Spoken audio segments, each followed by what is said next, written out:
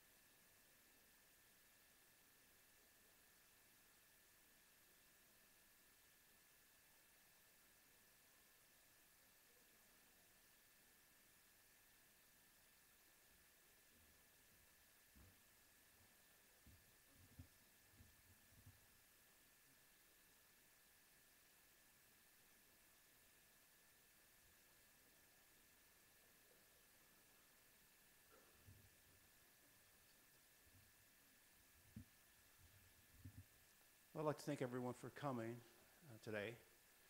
Um, we're going to have a really beautiful program, and it's a little bit lengthy, so just enjoy it. It's going to be a beautiful day. And immediately following the service, there will be a reception in the outer area out there. Please do stay for the reception. There's plenty of food. We have no reason we have to get out there anytime soon. We have this place all day, all evening, so there's no time limit. And afterwards, hang around, have some food, and talk, and share your memories of Judy. So we'll begin our program in a couple of moments. And by the way, one more thing. There is a guest book out there to please sign. And there's another book, I guess it'd be like a book of your memories, so you can write your memories in that book of Judy. There's a second one available if that one gets filled up. So we'll start our service in a couple of moments with Reverend Lewis.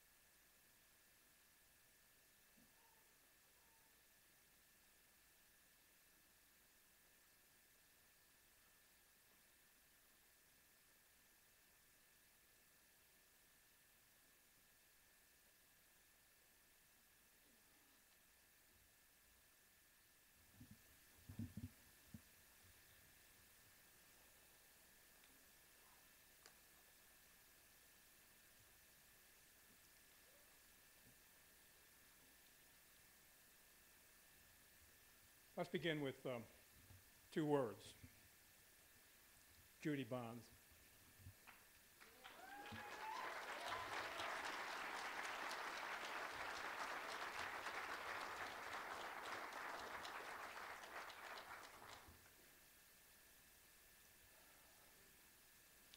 Oft-quoted line from her, all the way to the Los Angeles newspaper. There's nothing like being in the hollers. You feel snuggled. You feel safe. It seems like God has his arms around you. I hope everybody here today feels safe and snuggled as we embrace our arms around the memory of this marvelous woman and hold on to one another, both in grief and above all in gratitude. I was trying to think of an image to begin this invocation, this calling down of a spirit in this room. God, I already feel the spirit in this room. You don't need anybody to call it down. I was trying to think of an image, and I thought of a pint-sized pugilist. What a fighter. What a fighter. I know that you can think of a fighter in terms of a daughter of Mother Jones, certainly.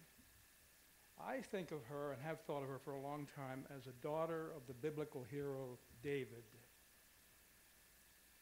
David's daughter, with a slingshot full of passion, up against a Goliath cold, who was trampled all over our mountains with his ugly carbon footprint and the people of these mountains. I see her as a daughter of David with that slingshot full of passion. The big C, cancer, which many of us are familiar with in this part of the world. My wife herself, 4 bouts with this. The big C finally may have gotten Judy. It did. But big C cold did not.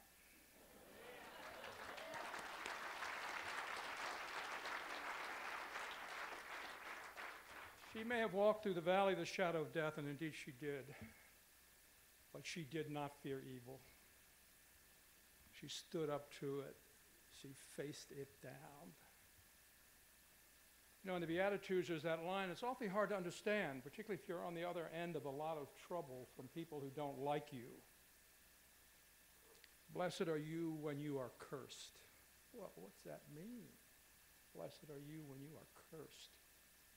Count it a blessing when you are cursed, particularly by cold. Count it a blessing when you are cursed by cold. Because you know what a blessing does. She knew what a blessing is, what it was for her. It was a call to cherish the things that you hold dearest to you, the things that bless you, the mountains. Hold on to them dearly and fight back when someone tries to take them away from you. Standing at the graveside the other day, her home, and seeing her placed in that ground and that she cares so much about, the foot of those mountains. I use words from Frederick Douglass, only to find them on her refrigerator when we went in to eat chili. Frederick Douglass, if there is no struggle, there is no progress. Those who profess to favor freedom and yet deprecate agitation are people who want crops without plowing up the ground. They want rain without thunder and lightning. They want the ocean without an awful roar of many waters. This struggle may be a moral one, or it may be a physical one, or it may be both moral and physical, but it must always be a struggle. Power concedes nothing without demand. It never did, and it never will. Judy Bonds understood that right to her very heart, every bone in her body. Power does not concede anything without demand, and boy, did she demand. We have a room full today of grief. There is no way around that. We ought not apologize for it. When one of our sisters or brothers leaves us, particularly in the struggle, we grieve. And so we grieve over her death here today. We bring that to this room. But we bring something else to this room. I could feel it already coming in here today. We bring gratitude. Grief and gratitude for Judy Bonds. So let me call down a spirit upon this room. What a pleasure and a privilege it is to do this. What a privilege it was to be with a family around her death. What a privilege it was for all of us to be close to this woman. She said one time, I know something is very wrong, and I began to open my eyes and pay attention. That's what drove her to this struggle. And not only did she open her eyes, she opened her mouth. And she opened her heart. Didn't pull any punches. We talked about that. They never pulled a punch. If you find someone pulling punches, you know the game is rigged. She didn't rig anything. So let me call down special blessing invocation upon this room this day. May a mystical veil descend upon this room, like that mystical veil of moisture and fog and mist that settles across the valleys of this marvelous area, these mountains and valleys. May that mist of gratitude and grief descend upon us in this room. May we be overwhelmed by grief and gratitude, and not overwhelmed by the challenge that she pointed us to. May this room be filled with stories and songs.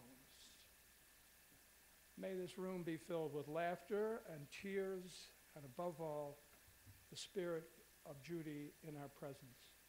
May she bless us. May God bless us this day.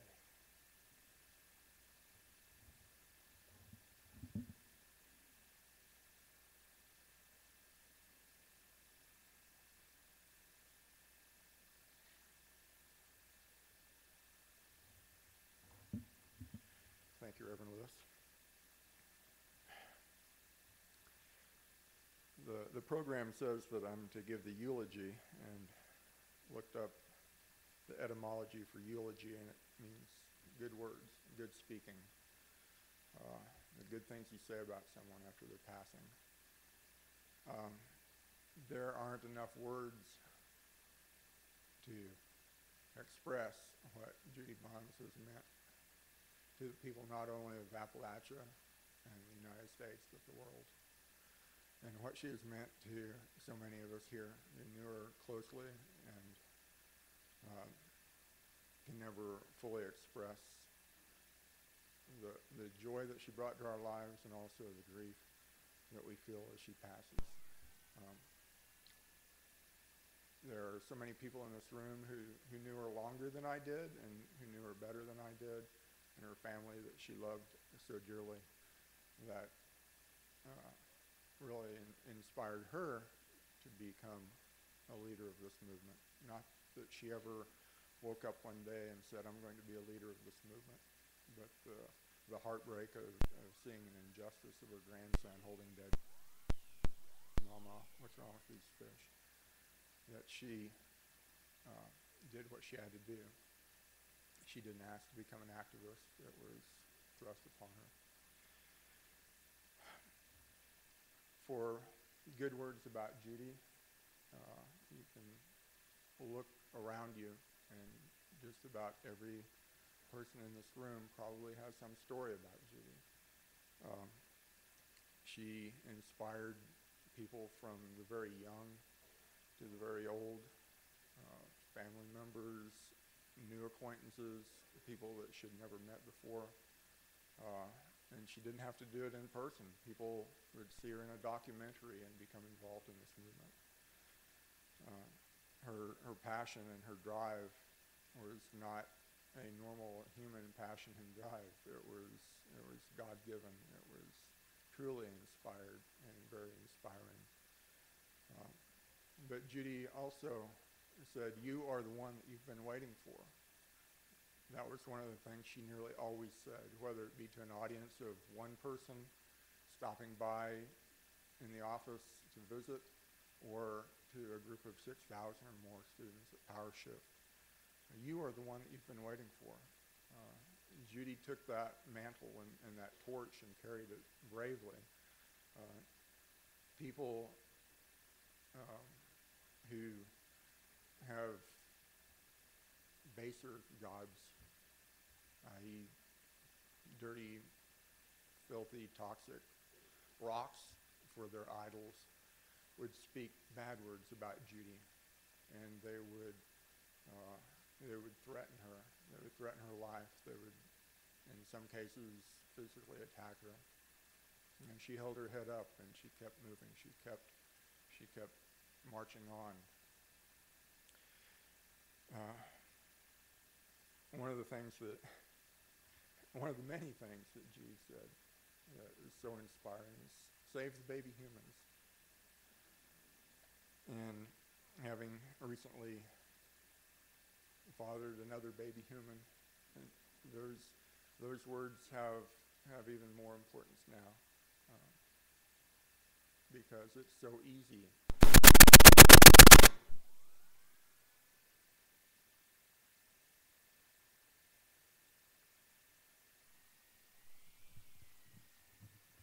Are we back on? Okay. It is so easy to look the other way and not take responsibility. And one of the things that I was concerned about, and I think others were as well, that Judy was such a loud voice and such a passionate and true voice that a lot of people thought, well, she's got it taken care of. We don't have to speak up. Judy's speaking up. But there's not enough Judy to go around for this movement, and she's left something in every person here. That's why we're all here, because she left a piece of herself with everybody here. She replicated herself. She expanded. She grew this movement and grew her family, which is really what this movement has become, is family. Looking around, I see people that I met many years ago because of Judy, and other people that I haven't met yet, but they're here because of Judy. And it's like a big family reunion in so many ways.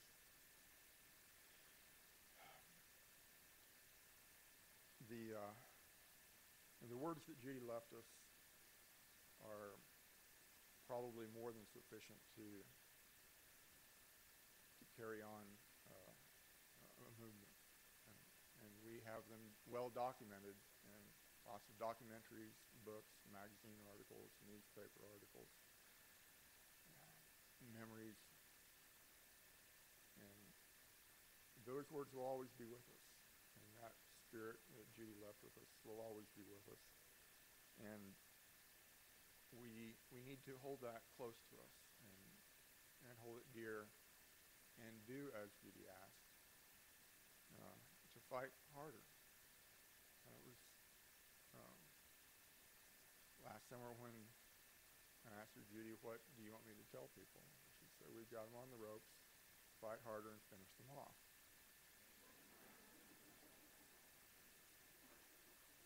And just this week we had good news that the EPA has vetoed the spruce mine.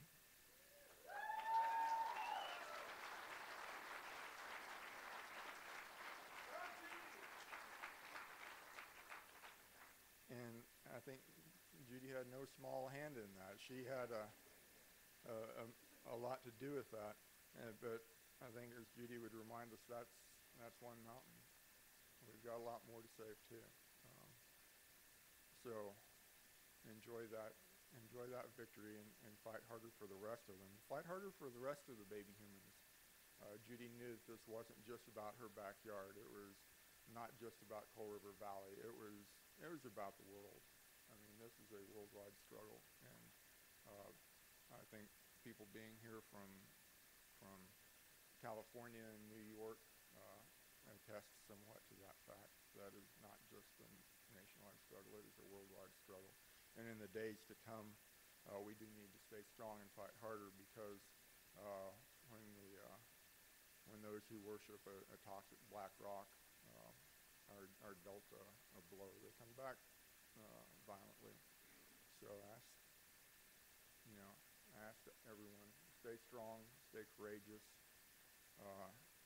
stay together, stay united, stay in solidarity, and for Judy's sake and for the baby humans, fight harder. Thank you.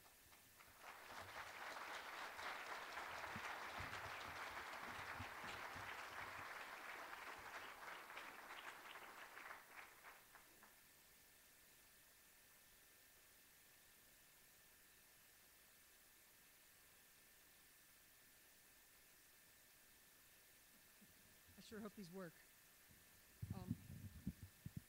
Look, even the microphone's set for Judy.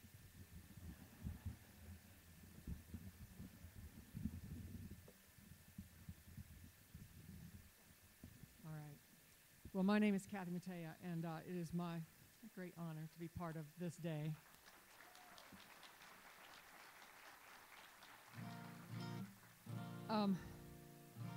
I have had the honor of singing this song at many gatherings around issues around mountaintop removal. And Judy said, this is my favorite song, but I have to tell you, your version isn't my favorite version.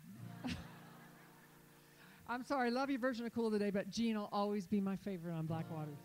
But that's what I loved about Judy. She was just so real, so honest. So I'm going to send this up to Judy, and hopefully we can sing it loud enough that she can hear us. And if you know it and you want to join in, please, you're welcome.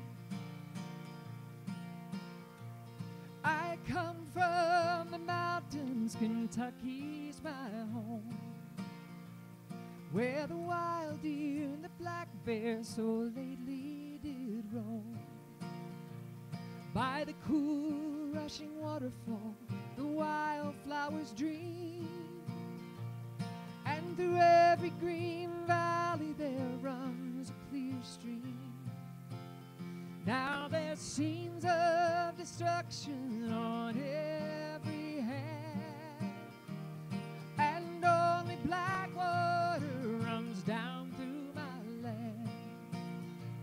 Sad scenes of destruction on every hand. Black waters run down through my land. Now the quail, she's a pretty bird, she sings a sweet tongue. In the roots of tall timber she nests with her young. Then the hillside explodes with the dynamite's roar, and the voice of the small bird is heard there no more. Then the mountain comes tumbling so awful and grand, and the poison black water runs down through my land. Sad scenes of destruction on every hand. Black waters run down through my land. In the coming of the springtime, we planted our corn. In the ending of the springtime, we buried a son. In the summer, come an Iceman, says everything's fine. My employer just requires a way to his mind. Then he blew down the timber and covered my corn. And the grave on the hillside's a mile deeper down. And the man stands and talks with his hat in his hand, as the poison black waters rise over my land. Sad scenes of destruction on every hand. Black waters run down through my land. Now I don't have much money, not much of a home. I own my own land, but my land's not my own. But if I had 10 million, somewheres thereabouts, I'd buy Perry County and I'd drive them all out. Then I'd sit on the bank with my bait and my can and watch the clear water run down through my land. Oh, Oh, wouldn't that be just like the old promised land? Black waters, no more in my land. Black waters, no more in my land.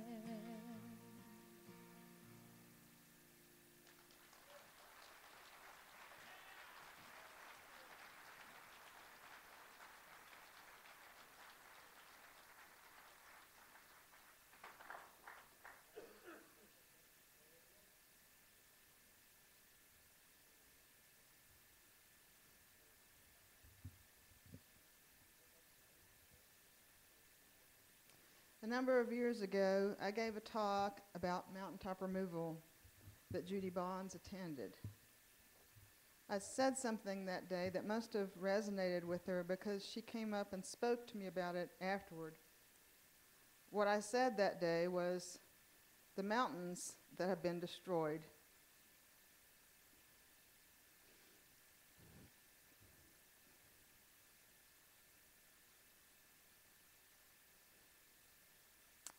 Still exist in the mind of God. I said that as a way of addressing my own grief about what we've lost. Perhaps the most disheartening thing in this struggle against mountaintop removal is not the power of the coal industry. It is that if President Obama should issue a proclamation this very afternoon saying that mountaintop removal would no longer be allowed, we would still have lost 500 mountains that aren't coming back.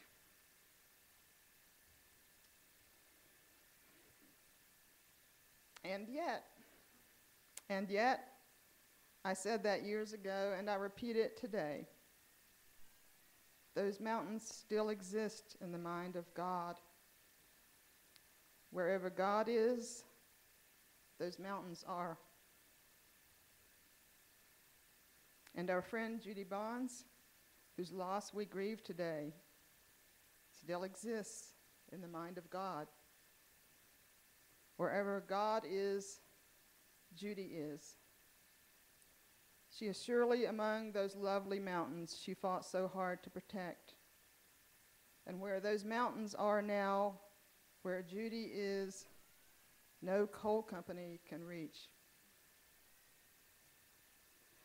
Nor should we despair that we are cut off from Judy and from our beloved mountains. Celtic monks in medieval Ireland saw mountaintops as thin places, places where heaven and earth touch, and where people can make the crossing to be with God. Someday we will make that permanent crossing ourselves, as Judy has done. The poet T.S. Eliot wrote, "We die with the dying. See, they depart and we go with them. We are born with the dead. See, they return and bring us with them." Judy will bring us with her someday to those mountains. In the meantime, now, another writer, a saint, a medieval saint, said, "They whom we love and lose are no longer where they were before. They are now wherever we are." When we stand up now against mountaintop removal, Judy will be there. And then someday, to paraphrase that great Appalachian hymn, the circle will be unbroken by and by. A better home is waiting for us. And Judy and her other loved ones will meet us at the door and usher us out into mountain splendor.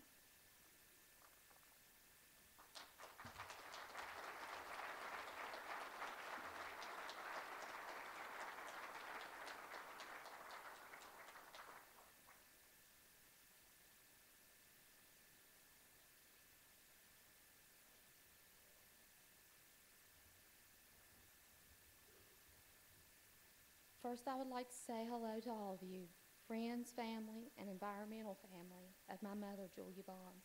And thank you all so much for attending. And thanks to Coal River Mountain Watch for hosting this memorial. And a special thanks to Bo Webb. He worked really hard on this, and it was just to honor my mom, and I really appreciate it, Bo. Some of you I've met, and some of you have only heard stories about, but most of you I read cards and letters from that were sent to my mom while she was sick. We sat almost daily and read over her letters and cards, and I'm sure this made her feel close to you all and kept her in touch with her work. I told Mom that I always knew that her environmental family were wonderful people, but I never really knew what extraordinary people you all were until her life took this awful and unexpected turn. And it touched us all so much that she meant so much to you. And again, thank you all for your gifts, cards, prayers, donations, and well wishes that have even continued toward our family even after my mom's death. I'd like to tell you a little bit about my mother before she became the person that you all knew. She was born August 27th, 1952, the sixth child to Oliver Cobb Thompson and Sarah Easton Hannah Thompson. But one of her sisters was stillborn, and a brother only lived a few days. She was not born in a hospital, but at home in Birch Hollow. My grandfather was a coal miner that began working in the mines in his early teens. Mom told many stories about growing up in Birch Hollow where she was born, and some would say these were the poorest and hardest conditions in her family's life. But her siblings and her always spoke of Birch Hollow as though they were describing paradise. Surrounded by clear streams and untouched mountains full of wildlife, I'm sure many adventures for a child. And in case you're wondering, no, at times they didn't have an indoor toilet or running water. With her family still growing, and the addition of 2 more children, my grandmother and grandfather moved their family toward the mouth of the hollow, but never completely leaving Paxville Hollow. I grew up in this hollow, and my son grew up here until he was 10. My mom and I watched him climb the same hills that we did as kids, play in the same mud puddles, ride the same bike paths, take the same walks down the same little dirt roads, and build little dams in the stream that we did. This is why we loved our little hollow so much, and these hard times and good times are what shaped us as a family and as human beings. This is part of the fire that burned in my mother to defend her family memories, home and hollow, and the rest of the homes on Coal River Valley. And as I said before, my grandfather was an underground coal miner from his early teens until he retired, and he died 6 months later from lung cancer, black lung. Many of you know the story of how my grandmother obtained my grandfather's black lung, as I've heard my mother tell the story several times. My grandfather filed for his black lung benefits and, of course, was denied. My grandmother tried to obtain a life insurance policy on him, to which the insurance company put him through many tests, and they came to visit my grandparents' home in Paxville afterward, only to deny him because their test results showed that he did have black lung rather extensively. My grandmother sent her youngest child next door to visit her elder sister and proceeded to demand from the insurance agents the test results proving my grandfather had lung disease. And he declined to give them to her, to which she asked him again a little more forcefully by removing her pistol from her housecoat pocket and proving her point to the insurance agent that she needed those papers a little more than he did. This is the type of grit that my mother had in her. So when Massey Energy came to Paxville in the 1990s and proceeded to remove some of the residents out of their way, they had no idea that the daughter of Easton Thompson lived there. They didn't know any of the names or the faces of the residents of Paxville, nor did they care. And boy, would they come to regret that. You see, most of the time in history, great warriors are created when they are forced. The battle is forced upon them. Trains screeched by our house all hours of the night. Coal trucks rumbled and splashed mud and coal dust on our fences, porches, houses, and lawn furniture. Helicopters buzzed the big man in and out on the landing pad only a few hundred feet from our house. Traffic from miners commuting from Madison, Beckley, Logan, and places even farther away zoomed past our house all hours of the day and night. The long walks that my son and my mom and me took on lazy summer days were now but all impossible to enjoy, and just living there was becoming increasingly difficult. Traffic constantly zoomed by us, trash littered our little hollow road, and the smell of diesel fuel choked us. The final poke in the eye came when we walked across our road to let Andrew dip his feet in the stream and our little dog Daisy get a few gulps from the stream as well. And Andrew and Daisy reached the edge of the stream first, of course, and plunged right in. As Mom and me reached the stream, we were horrified at the sight of a child standing in the middle of a gray-black stream with his dog surrounded by dead fish and holding them in his little hands. He looked up at us and asked her, "What's wrong with these fish?" We knew that Whitesville's drinking water intake was less than 3 miles down the river, and whatever was coming from the mines that ate the gills and the eyes out of these fish was being drank by hundreds of people. The DEP, of course, came and issued violations, but the spills never stopped the entire time we lived there. Once my mom even called in a violation to the DEP, and the operator asked her what it was to her. She lived, of course, above the contaminated water. Were we supposed to shut up and say nothing while hundreds of people were slowly being poisoned to death below us? And if we did, we were as much to blame. And we knew that somehow, somewhere, we were being poisoned also, and we would soon have to leave our little hollow. This was how a true pioneer was made, a defender and a tree hugger. Mom began checking into our neighbors and became aware of the plans they had to strip every mountain on Coal River, therefore affecting every hollow, house, and stream the way we were being affected. Suddenly her eyes were open to the effects of global warming and polluted waters at other communities. This woman educated herself. She became a volunteer at Coal River Mountain Watch while she worked several minimum wage jobs. She was eventually offered a job at Coal River Mountain Watch and became a part of your environmental family. This journey for her was a true struggle in every sense of the word. She traveled far from her family and home to other states to bring attention to her cause. She was made fun of in her community, shunned by many neighbors and so-called friends, members of our own church, and physically attacked. This even caused strife at home between her and I. Although I was proud of her and supported her and loved her, I was also treated badly by many people in the community, by some of my so-called friends, and I was physically attacked also. I was always terrified that physical harm would come to her, and I was worried. But was it worth it? Absolutely. This little 5'1", 140-pound, poor, high school educated woman kept mighty King Cole on her toes. And for what? Her family, their future, her community and its future, and God's creation. She armed herself with a protest sign, her voice, the truth, and the purest of intentions. And when you have the truth on your side, and your intentions are pure and not self-serving and full of greed, God is also on your side. And what else do you need? That's why she never backed down from a debate or a challenge, because she knew she was right and he was on her side. Her eyes were opened at a time in her life when I'm sure she was reflecting on her own past. The imprint she left on so many lives, I'm sure, will be felt for generations. Oftentimes, when me and her would encounter someone flaunting their riches, she would say, "Why can't people live simply so others can just simply live?"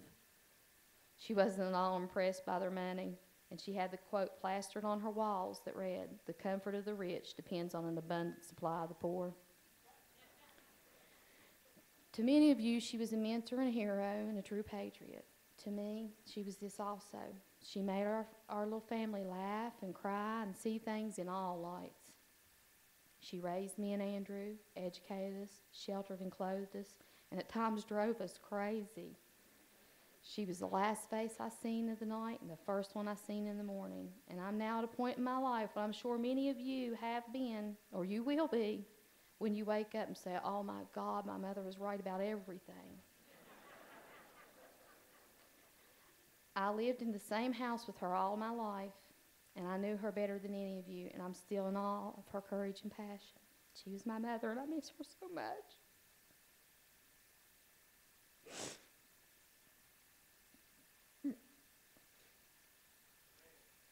She was passionate to the very end. One day she received a letter from Senator Rockefeller when she was sick, and it infuriated her.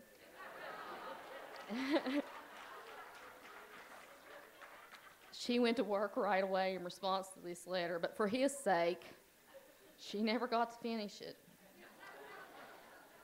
I told her I would type it for her, but she only had time to put a few unbroken and unfinished lines on paper that contained, as what she seen as disgust, that a man with his education and stature lacked zero vision and zero ingenuity when it came to creating new clean energy jobs for his fellow West Virginians that would greatly benefit our state.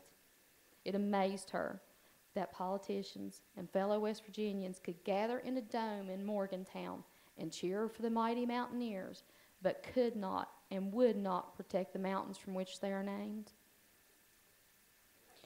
Mom would once inspire you all not to give up and to keep fighting. Let a fire be ignited in all of us, that we could bring good to the world with pure intentions, the truth, a loud voice, and a protest sign.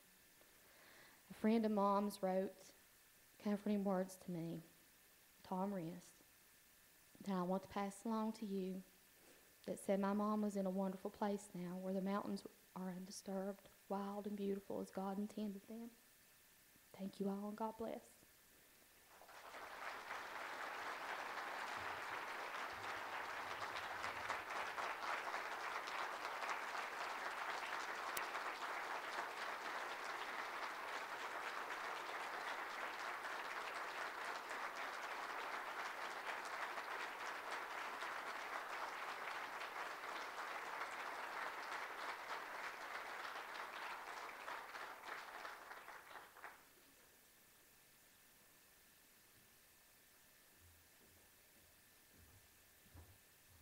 Thank you all so much for being here today. I think it's comforting to each of us that we have our friends surrounding us today. Judy Bonds was our friend, and she was our heroine, she was our inspiration, and she really was that shining light. I first met Judy when I interviewed her for the Appalachians, and she told me about mountaintop removal mining. And for those of you who remember the first time Judy Vines told you about it, she never let you go until you became converted. So after I left, she called me, and one day we went to Larry Gibson's, and she said, you know, Mary Lynn, you're an Appalachian, and you've got a responsibility. And I want you to come home, and I want you to make coal country. And I don't think it ever occurred to me to say no to her. I mean, you know, like so many of you, when Judy asked you, you couldn't deny her. I always felt to be in her presence was to truly be in the presence of greatness. I met her after she had started her fight with the coal industry. And, you know, what she was so concerned about was that these pollutants they were putting in the environment were killing her family and her friends. And to know that those same coal companies contributed to her death is almost unbearable. Judy was my sister. As much as if we'd been raised together. We became friends the first time we met, and I think that was something that was really rare for both of us. But she inspired me, and she guided me, and she made me laugh. She was so funny. And she made me proud to be a hillbilly, something that, you know, I think I had tried to long forget. But her strength of character and her absolutely unconditional love for her beloved Appalachia gave me a purpose greater than myself. And I see that in so many of us here today. That Judy gave us a purpose to do something for others, a purpose to do something for this land and these people that we love so much. And I gotta tell you, I loved it when she wore her t-shirt that said, "Save the Endangered Hillbilly." I thought that was absolutely just so stunning. She was just so brave, and but you know, Judy paid a price. She paid a price for all the attention that she brought to mountaintop removal mining. Jordan filmed her when she was assaulted at Marsh Fork, and when we filmed her, there were security cameras that dotted her house. and she kept a gun in the corner of her house to protect herself. When we first premiered Coal Country in Charleston, it was with a lot of protest. And as soon as it started, you know, people, these coal miners were hissing and cussing and carrying on. And Judy was sitting beside me, and she said, "Oh, dear God, wait until they see me come out with that shotgun." You know, it was like the first time that she'd, you know, ever occurred to her that people were going to see this. And so I started laughing, and then I started thinking about it. And Judy said, "Don't worry, we're two hillbilly girls on a mission from God. No one can stop us." Judy never wavered. She fought on.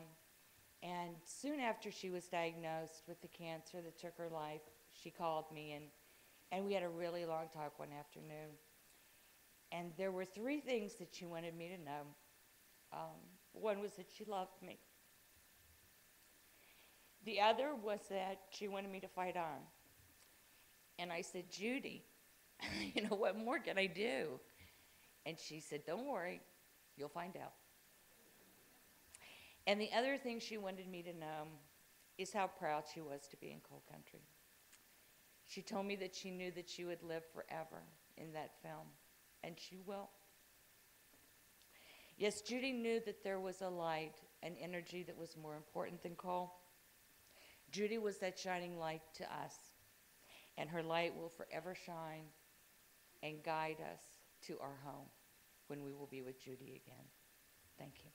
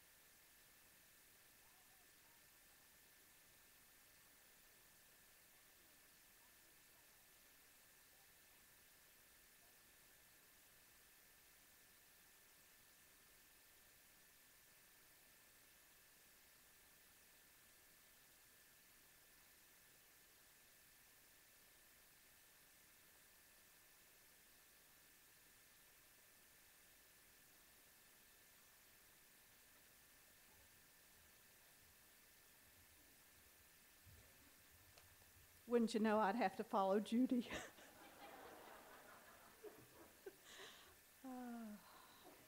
I dreamed about her last night. Don't remember what the dream was, but it tells me something. I feel her here. I think she's with us. Her spirit's huge. I'm really honored to speak here today on behalf of OVEC, our board of directors, our staff members, and volunteers, to extend our heartfelt thanks to you, Lisa, to Andrew, to the whole family. Thank you for sharing her with us and accepting the sacrifices she made, because I know she made some huge ones to do this work. I want to say thank you to our friends and colleagues at Coal River Mountain Watch, Vernon, Debbie, Bob, Bo, Janice, Julie, Andrew, and others. We really understand your profound loss. It's our loss. There's a big hole in our heart by Judy's too soon departure. We're so sorry. And to all of you who are gathered here to celebrate this remarkable life of Julia Judy Bonds, we want to say thank you. We want to say thank you for all the ways, both large and small, that you've supported and contributed to Julie's work and our hard work together. There's like shards of Julie all around. She's here, and she's in our hearts. And so many people who couldn't come here today, they're out there too. So Julia Bonds really isn't gone. Julia Bonds is like spread out. We come to celebrate and honor her remarkable life. We've had the privilege to work with Judy for more than a decade. How we admired her for her fire, her tenacity, her courage, her humor, her straight talk, her abiding love for her family, her inner hillbilly.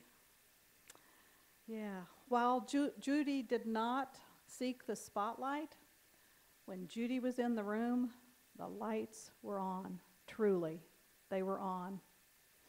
Booker T. Washington said this: "There is no power on earth that can neutralize the influence of a high, simple, and useful life." And what a life she lived. You know, she lived more life in 10 years than most of us can expect in an extended lifetime. Wow. Though small in stature, she made up for it with her immense, invincible spirit and her keen mind. And I love that scene in that film clip, because a lot of us were there that day when we were protesting at DEP. And the coal truck was starting to come down, blowing its horn. Judy was so quick on her feet because she was up there at the mic. And that's when she yelled, "Honk if you love mountains. Honk if you love mountains." It's like she just turned it back on them. I went, oh, God, that's good. That's Judy. And truly, we were glad that she was on our side. As OVEC's executive director, I can assure you that the work to end mountaintop removal is not without cost, real cost. Yes, you're right. I'm getting ready to make a pitch. One of the best ways to honor Judy Bond's legacy is to ensure that the work that she did day after day after day continues. And as you came in, hopefully on that table back there, you saw a basket with envelopes. They were addressed to Coal River Mountain Watch, and alongside of it, a beautiful photo of Judy. If you can today, please honor her with your contribution to Coal River Mountain Watch to make sure that this work moves forward. And if you can't today, take an envelope with you, drop it in the mail when you have a time, and I'm sure that any amount, any contribution would be greatly appreciated. The envelope looks like this. I wanted to read something. I'm not quite sure where this came from. I found it and I sent it to Judy before she left us.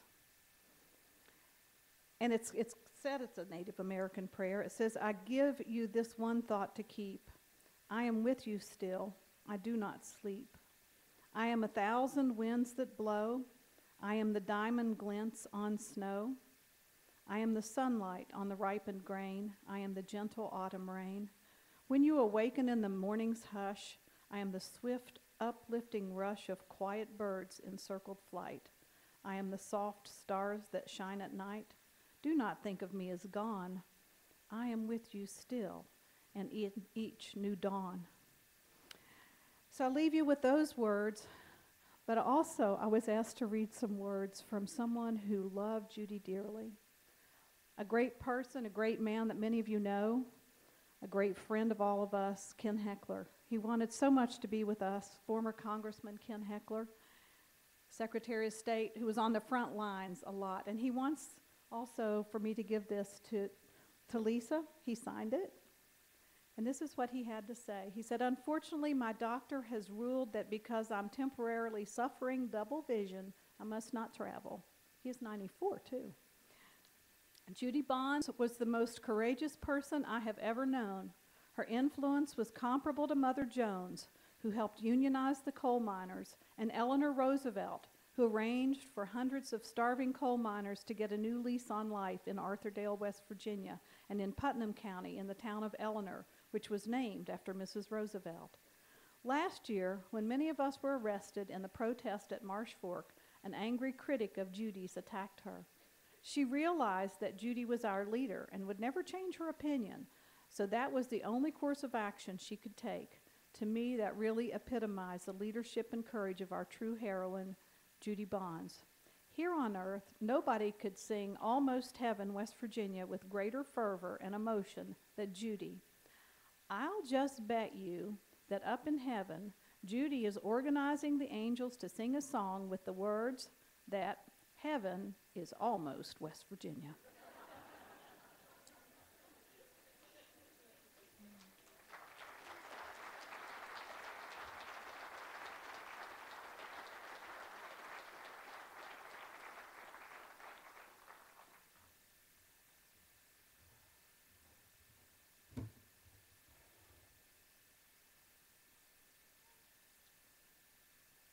Whew.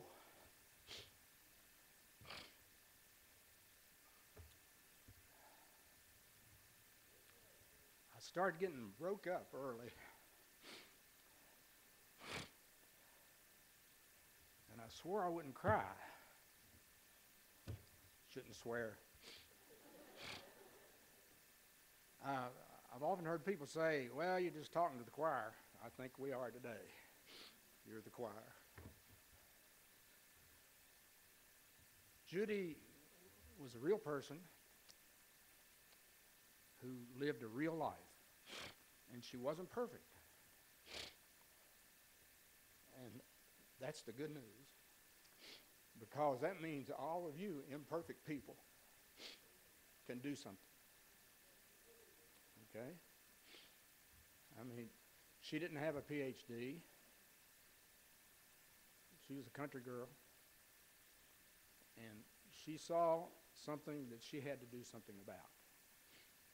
And once she got moving, nothing would stop her.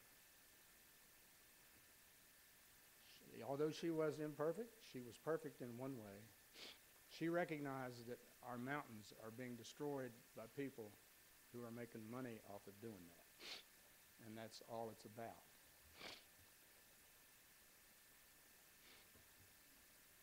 I want to read you something I heard her say.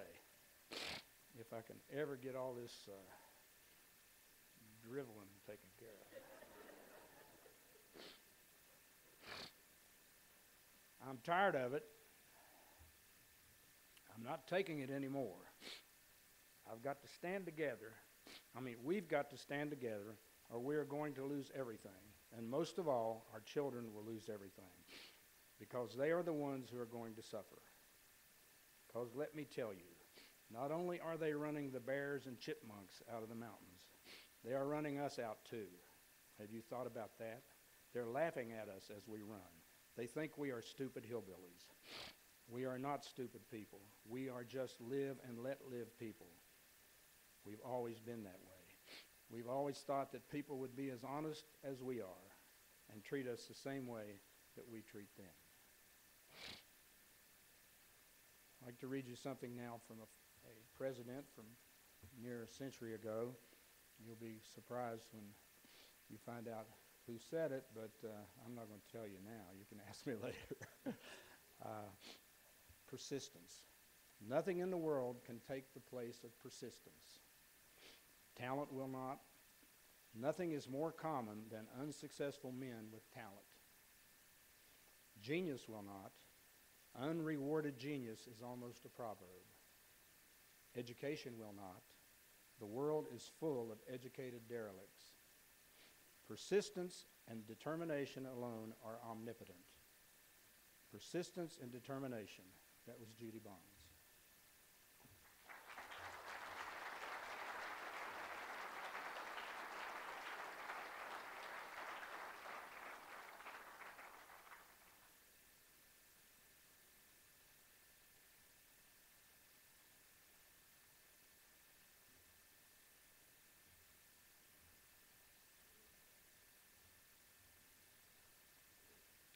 Well, I'm glad to know that all my friends are not afraid to cry, so I was really worried about myself. I just wanted to tell you a little story about Judy. Well, how we met Judy.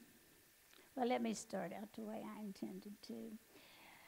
We have lost a dear friend, and we know that. And we mourn her passing. But I'm not sure that Judy would want us to mourn her passing. I want Judy would say to us, get out of your seats and out into the streets. There's work to be done. And I can hear her say that. I can hear her say that to me. She left us way too soon. And when she did, she took a part of my heart that I probably can never get back. But she will always be with us, as some of the other people have said. As long as Judy's name is mentioned, as long as people remember her, she's there. She's there with you in every way she could be. She was a loving mother, loving grandmother, sister, and most of all, maybe a beloved friend. We were soul sisters. We laughed together, we cried together, we fought sometimes, but we were sisters. The first time I met her, we were standing in the newly formed Cold River Mountain Watch office, and all at once the door slammed open, and Judy came in like a linebacker. And she said, "What do you guys do here? And how can I help?" And I said, my first thought was, lock the doors. Because I knew she was a keeper. I knew she was a keeper and she was going to do great things. And certainly she did. Certainly she did. As a matter of fact, that very day, she said, we had some flyers out that we were going to put out. And she said, "You going to put those flyers out?" And we said, "Yes." And she said, "Well, I'm going to take them down there and put them on the ball game. I'm going to Andrew's ball game, and I'm going to put them under the windshields of everybody there." And I said, "Judy, that might be a little bit dangerous." And she said, "Nope, taking them with me." Away she went. And I'm sure they were on every car. Judy committed the rest of her life from that day forward to end mountaintop removal mining and to protect her beloved Appalachia. Judy loved Appalachia. She was the epitome for me of the strong Appalachian woman of history. And I think that someday Judy will be right up in those history books along with Sojourner Truth, Martin Luther King, Mother Jones, all the great leaders. I see her in those books.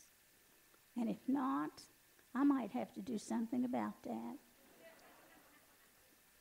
So Judy was bound to the land in ways that outsiders could not understand. And she tried her best to make them understand. First time she took a trip out of West Virginia to speak to a group, she carried a rock from her home in her suitcase. And I have a feeling that she always did that because she always had to have a little piece of Appalachia with her. So, Judy, this is for you.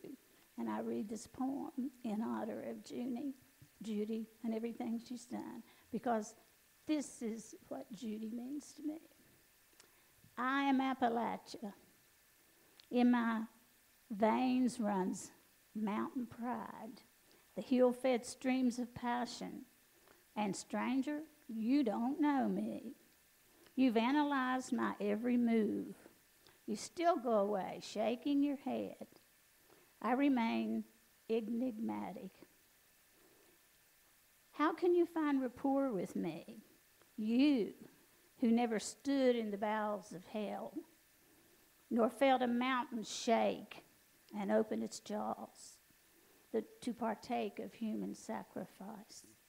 You who never stood on a high mountain, watching the sun unwind its spiral rays, who never searched the glens for wildflowers, never picked May apples or black walnuts, never ran wildly through the woods in pure delight, nor dangled your feet in a lazy creek. You who never danced to wild, sweet notes, outpouring of nimble-fingered fiddlers, who never just sat on a spell on the porch, chewing and whittling, or hearing in pastime the deep-throated bay of chasing hounds and hunters shouting with joy, he's treed. You who never once carried a coffin to a family plot high up on a ridge, because mountain folk know it's best to lie where breezes from the hills whisper, you're home. You who never saw from the valley that graves on a hill bring easement of pain to those below. I tell you, stranger, hill folk know what life is all about. They don't need pills to tranquilize the sorrow and joy of a living. I am Appalachian. And stranger, though you've studied me, you still don't know.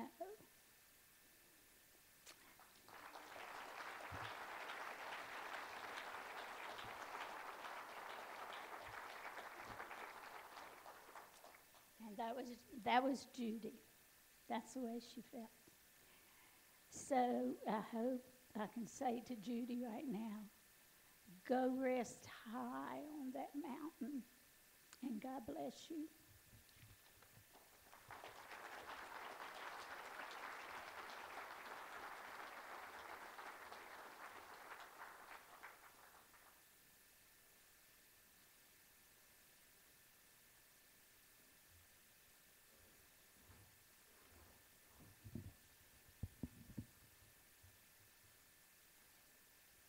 I have prepared remarks, and I've only got a couple of minutes, but I have to tell you a little story that just happened. Mary Lynn and I were standing outside, and Mary Lynn was a good 2 feet from the eaves when a big snowball hit her in the head. I think we know who's responsible, don't we? Mary Lynn did. Dadgummit, Judy, she said. Well, let me just say, Judy Bonds changed my life. Judy Bonds made me a better person.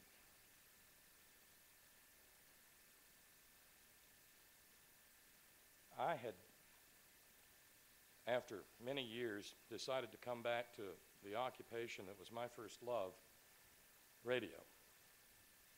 And I had come back at the fifth smallest radio market in America, Beckley, West Virginia. And Bo and Judy got in touch with me and began leading me on a learning process that persists to this day, and I hope will be a part of my life for all of my life. And for that, I owe her my undying gratitude. We are, as some of you may have noted to yourselves, fittingly gathered to remember Judy Bonds on the birthday of an American hero. The most compelling story in the human experience is the story of the hero. From time immemorial in humanity, the hero has risen from obscurity to protect the weakest among us. The well-off, the content, the powerful need no hero. It is among the weak, the weary, and the wounded that the hero brings protection and relief. The hero inspires others to action of which they never imagined themselves capable. Judy Bonds fits this definition of hero and then some. Sadly, quite often, the hero doesn't get to see the full glory of her work, but the hero often gets a vision. I always understood that Judy had come from a tradition similar to that in which many of us were raised, and so I thought of that hero who led an oppressed people out of a hateful bondage, and how that story came to its close. In Deuteronomy it says, "And Moses went up from the plains of Moab unto the mountain of Nebo to the top of Pisgah. And the Lord shewed him all the land of Gilead. And the Lord said unto Moses, This is the land, and I have caused thee to see it with thine eyes, but thou shalt not go over thither. So Moses, the servant of the Lord, died there in the land of Moab. But the fact of the matter is, Moses, there on Nebo, got a better view of that land of milk and honey than anybody else who crossed on over. The same is true of Judy Bonds, our Judy. She will not be with us on the day that all the bombing stops. She will not be with us physically on the day when the poison stops pouring like a mighty sewer into our streams and the bodies of our children. She will not be with us physically when our families can once again live in the peace and solitude of a quiet Appalachian spring evening with the peepers singing their lullabies. But she will be with us, for she has gone to the mountain ahead of us. More than anyone else, Judy saw that future, rose to it like the hero she was, and knew unwaveringly that we will be free. Free of the assaults, the threats, the insults. Free of the blasting and the poisons. Free of the sickness that stalks our mountain homes clad in the mantle of grim death. It will stop.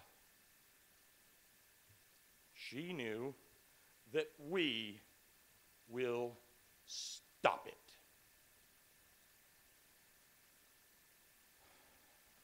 She knew that we will cross over into an Appalachia and by extension an America that no longer sacrifices its weakest, its weariest, its wounded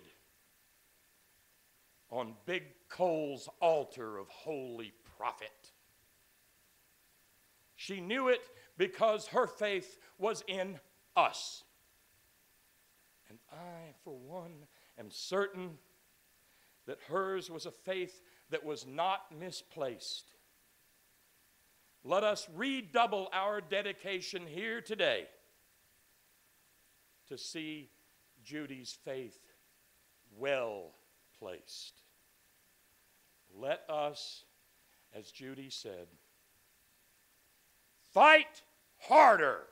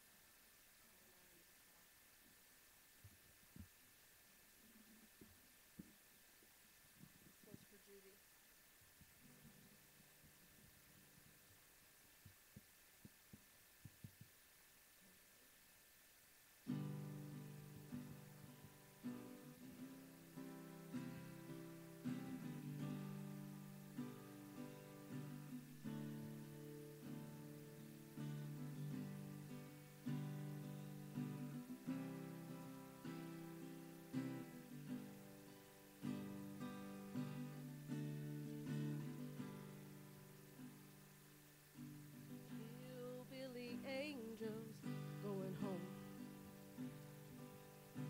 Hillbilly angels going home.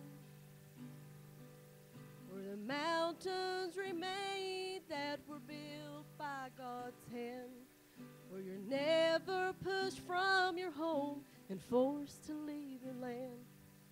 Our hillbilly angels going home. Hillbilly angel, hillbilly angel, as wild as a clear mountain stream. Hillbilly angel, hillbilly angel, going back to the home place of her memory. With roots running deep as the iron weed. Soft and as warm as a mountain breeze. Watch over our mountains like a baby while it sleeps. Our hillbilly angels going home. Hillbilly angel, hillbilly angel, as wild as a clear mountain stream. Hillbilly angel, hillbilly angel, going back to the home place of her memory. Never afraid to take a stand. Always worked hard for her fellow man. Though she's no longer by our side, she would tell us, you must keep up the fight, 'cause you're hillbilly angels going home. Hillbilly angel, hillbilly angel, as wild as a clear mountain stream. Hillbilly angel, hillbilly angel, going home to the Mar Fork of her memory. She's gone home to the Mar Fork of her memory.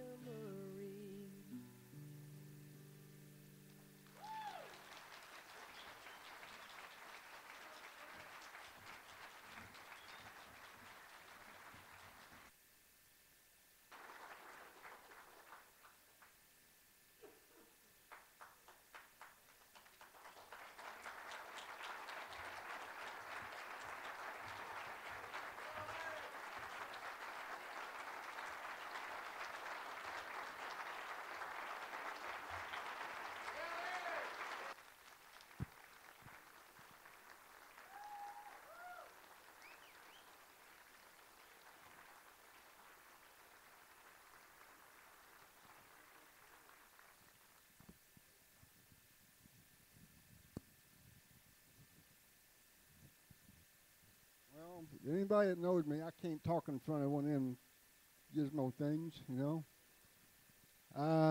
Besides, I like to move around and meet the people. You know, we have gathered today to put to rest a warrior. But we didn't gather today to put to rest the issue and her issue. So let's kind of raise the tempo a little bit. What do you think? Huh? Okay? She would want us to celebrate her life, not her death. And that's why I came here. Generally, I wear my green when I go to a protest. But today, I come to a protest by the passing of this lady and how she passed this world. She should never have had to do that. It's getting commonplace now that when we read the paper and we see the death of someone in the coal fields throughout Appalachia, well, how long do they have cancer?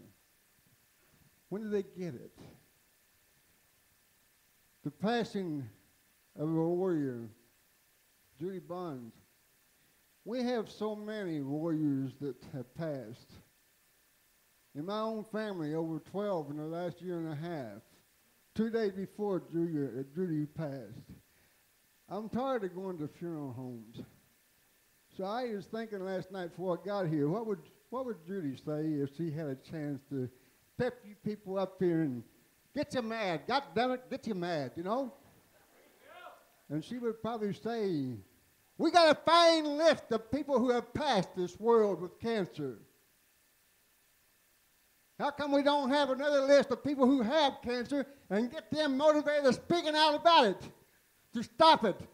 The poison of the water and the air, everything we hold so dear and so precious to us is dying by the industry. Why should I be calm and cool and collected? I didn't come here to be calm, cool, and collected. I come here like I most do, most places, to get people mad. I want to get you mad. Like she said, get off your chair and get outside in the streets. The war has just been raised to a higher level. It did not pass with the passing of Judy Bonds. It's been raised to a higher level. And she knew that it was going to be raised to a higher level. Come on, people, say something, raise it up, let her know. We've been fighting a long, long war. And yes, if you so choose to fight a battle like this, you will make sacrifices. And yes, we have. Yes. I personally think the price is too high. I take this very personal that we should lose our friends far, far too soon. So from now on to this program, let's let the people know here that the battle is not over. The war is not over. And Judy, we got a hell of a party today. We're celebrating the EPA's decision. Oh, and my God, can you hear me?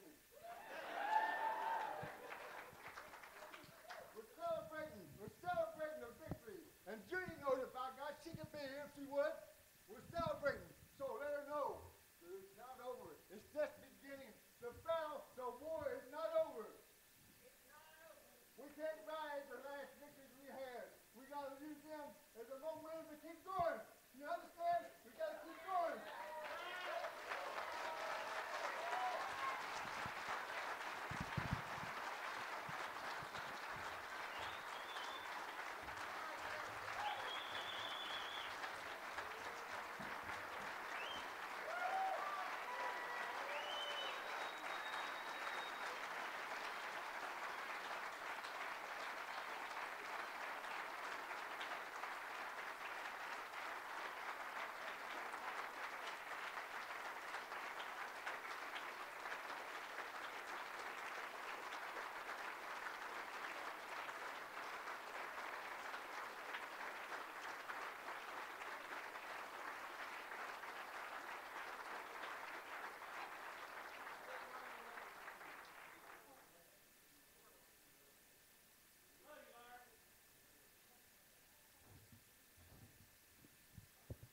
The only thing more challenging than following Judy Bonds is following Larry Gibson. Over the past several days, I've read email, blog posts, articles, and even today, some of the remarks. So many people that when they were reflecting on Judy Bonds talked about the first time. The first time I met Judy Bonds.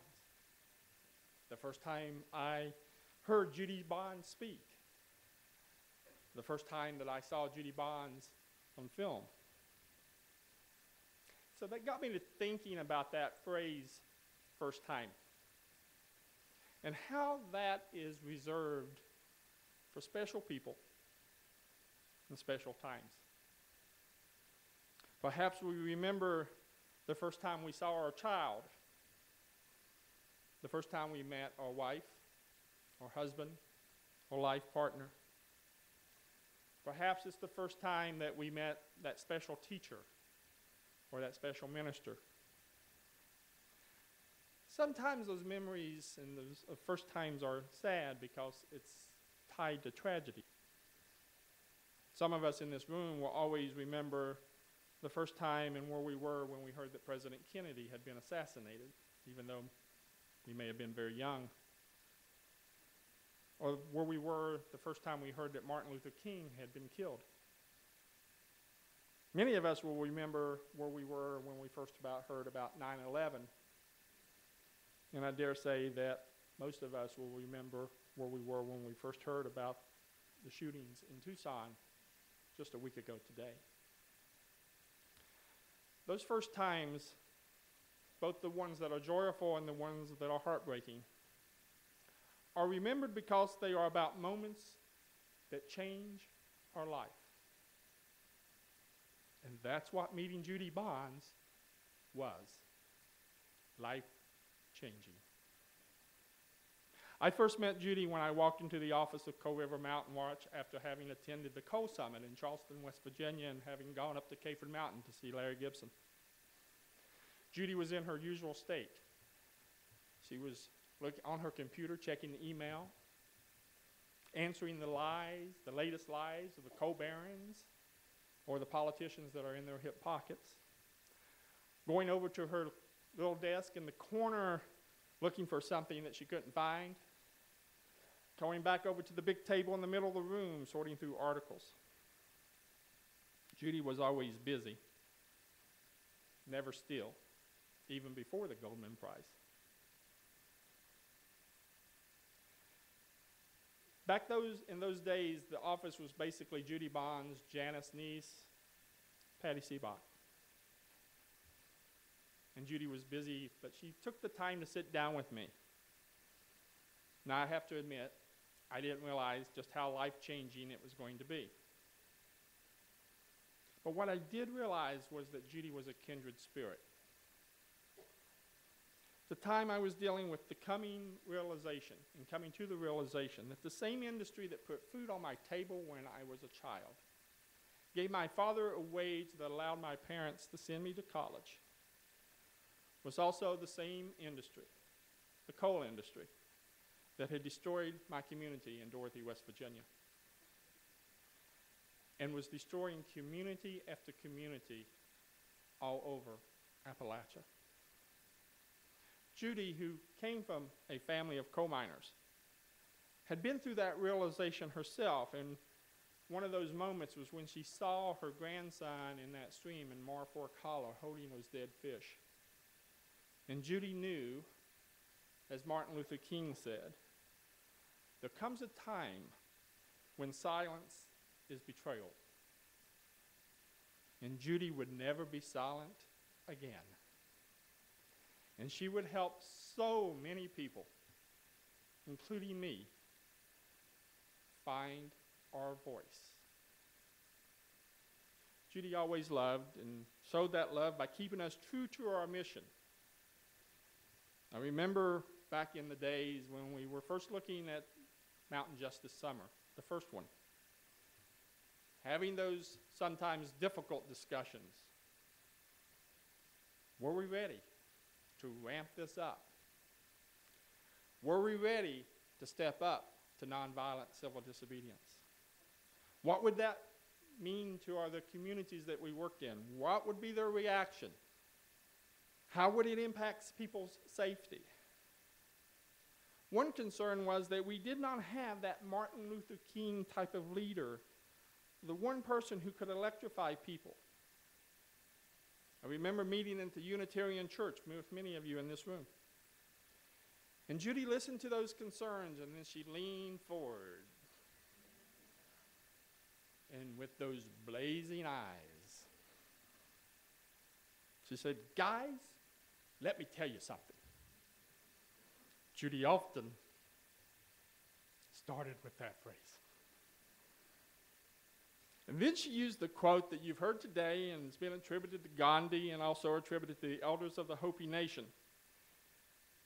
She said, "We are the ones we've been waiting for." You see, Judy understood, and again, has helped so many people understand, that this movement is not about a single person. This movement is not about any one organization. This movement is about a vision for Appalachia, and a vision for this nation, indeed for this earth. It's a vision of clean water, clean air, healthy grandchildren, a prosperous people, and a vision of justice. And if we are to attain that vision, we all must be about working to achieve it. We must organize.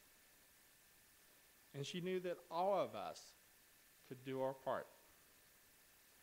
And to quote Judy, as you heard today, "If a short, gray-haired grandmother from West Virginia can do it, so can you." We come here today to remember and to honor and to mourn Judy. She was an encouraging and inspiring individual, and that encouragement and inspiration will continue into future generations. But let's remember what Judy would want us to do. And I'll close with this. With deep respect and admiration for Judy. Hey guys, let me tell you something. You want to be the one, then go out this week and talk to somebody who's not in this movement right now and get them to take action to stop the terror that is mountaintop removal coal mining. Go. Fight harder. Organize. Thank you.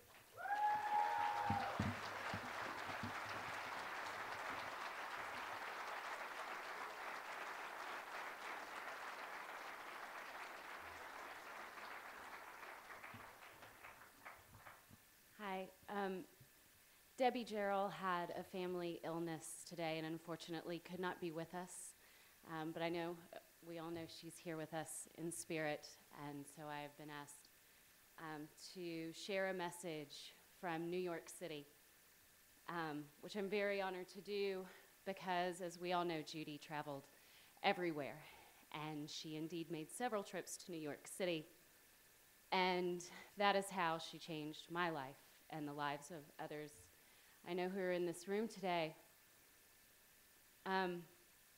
She reminded me, as an Appalachian living in New York City, not even reminded me, no, she opened my eyes to the reality of how my life in New York City and those bright lights was being powered by the destruction of my heritage, the mountains that held the bones of my people, some of whom lost their lives in the mines all too early. And after hearing Judy's story and being devastated by this, I said afterwards, what do I do? And just like Bill shared with us, those were the words that I heard. Organize. You better go tell all your friends that your way of life is ruining your home. Get out there, go kick them in the shins. And I hear that every day when I wake up. So here I have a message from Reverend Billy and his choir in New York. We will stand with our signs this morning in front of a big bank in New York and hand out information about the financing of mountaintop removal. And that is our memorial to Judy Bonds.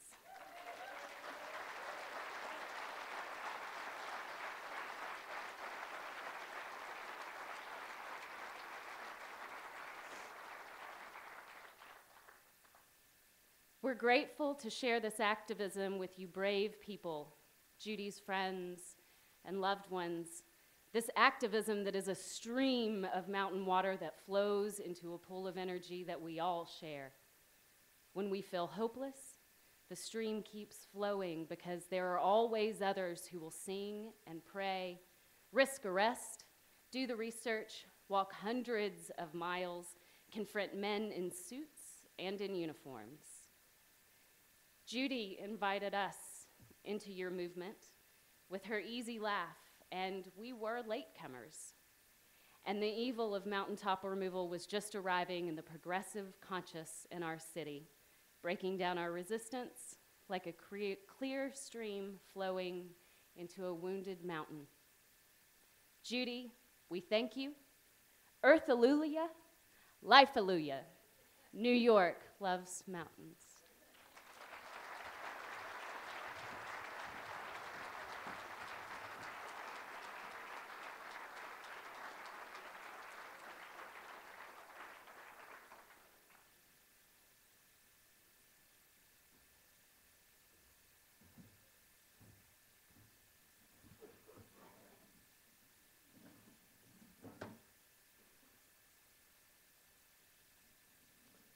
I pay Judy the highest honor the Indian nation can pay a person is to salute her with the eagle feather.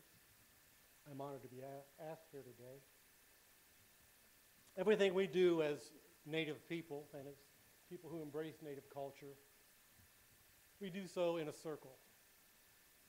Our lives are circular, and certainly Judy's was. First thing we do as Indian people when we celebrate, as Larry said, the passing.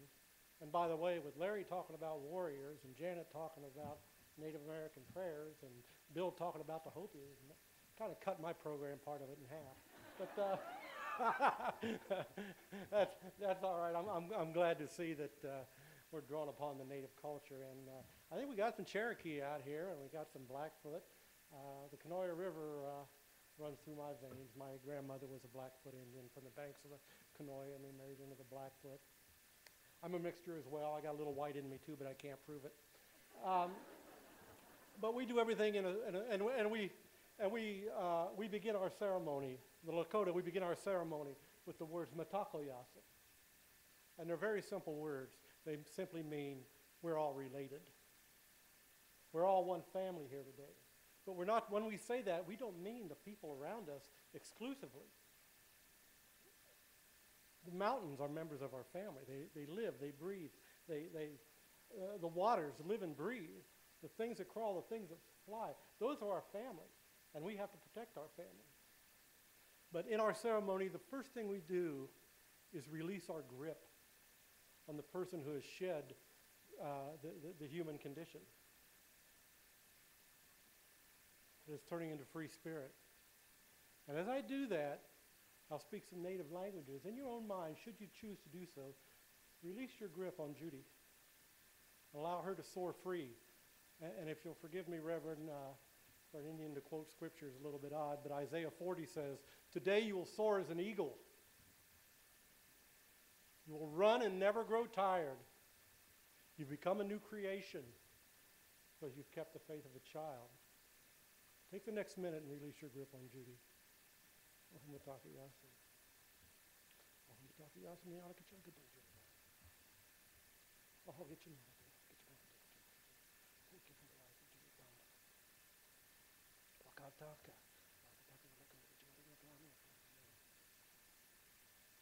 Thank you, Jesus. You're a gift to Judy Bonds and take her back into her loving arms. I'd like to share my quick story of Judy Bonds. In right around the year 2000, myself and a group of ragtag Indians from South Dakota, we got a call that some women were trying to stop the world's largest retailer, I don't want to mention any names here, from buying and desecrating a burial ground in Morgantown, West Virginia. And I went and met with the ladies, Betty Baird, a wonderful Cherokee woman, and they said, make them stop. Took a year, and Walmart gave in after their brides, the world's largest retailer gave in,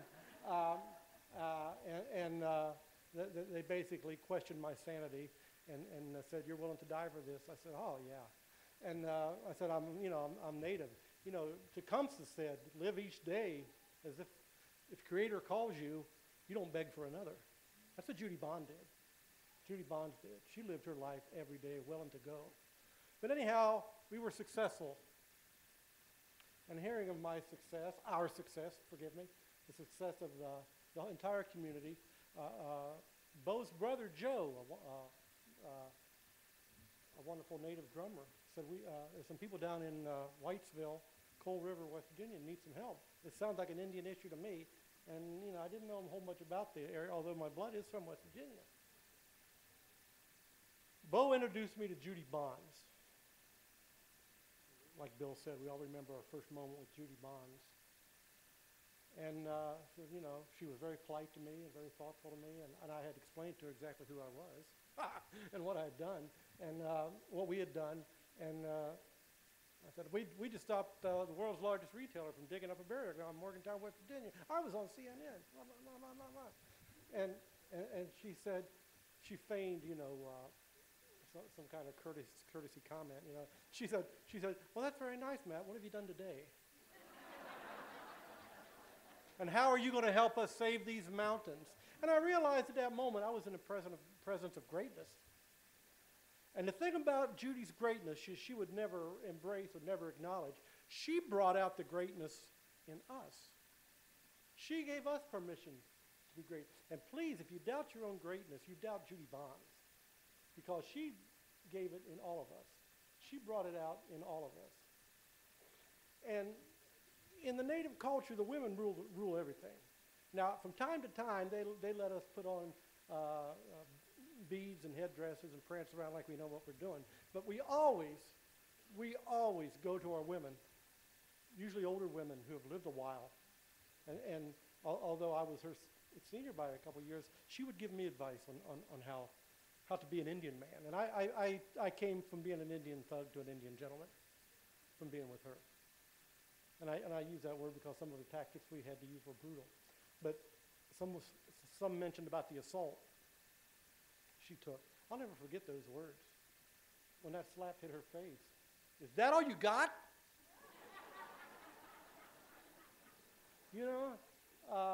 And she taught me how not to respond to violence with violence. There's a plaque out here that says, "Cancer doesn't take away courage." And that was a beautiful thought. But she taught me how to be an aggressive warrior. And our women are warriors. The most honored warrior of the Blackfoot Nation is a female, running horse. But she taught me how to be a dignified warrior, where I didn't necessarily have to curse someone or swear someone. And I know Judy would be the kind that when the coal industry realizes what they have done and begs for forgiveness, she would be there to extend that emotion to them, to them. She would be there to welcome them in because she was a child of the Creator. It's been wonderful to be here today. I got a Cherokee young man over here just itching to pound on those drums. Now, here's where the full circle comes. Here's where the full circle comes. We released our grip on Judy Bonds to set her free of the bondage of humanness. And we believe that the Spirit first checks in with the Creator, says, "How'd I do?" and everything, and then Creator releases the Spirit to come back among us. My song will be an invitation song. It will be an honor song to all those who have walked before us. It's a combination honor song and song of invitation, because at all our ceremonies, we invite the elders back to us. Now that elder might be a female, might be Mother Jones, it might be Martin Luther King, it might be all those folks that give us inspiration. It may be our spirit guides.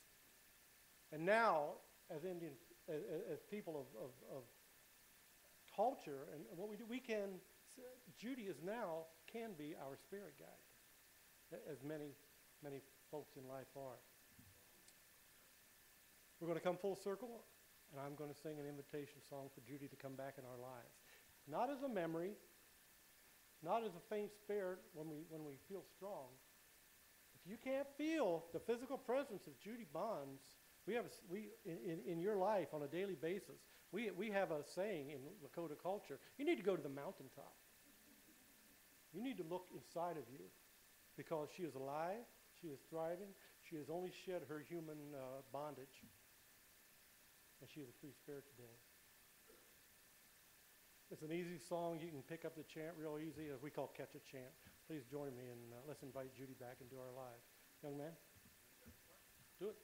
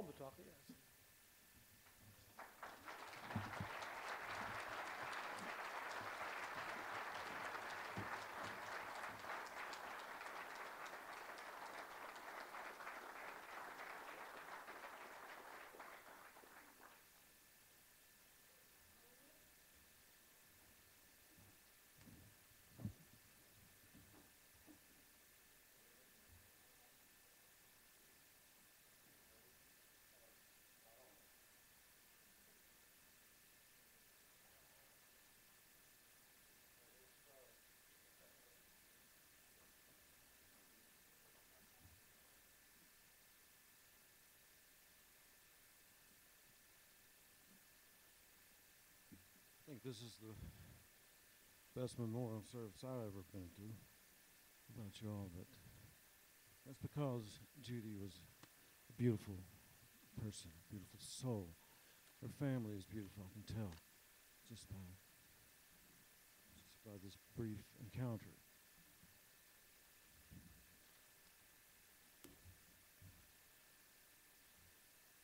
Judy was a good person. She was loving, giving of herself. Anybody she gave to me, I'd write a song, email it to her. She'd be like, Paige, you have outdone yourself.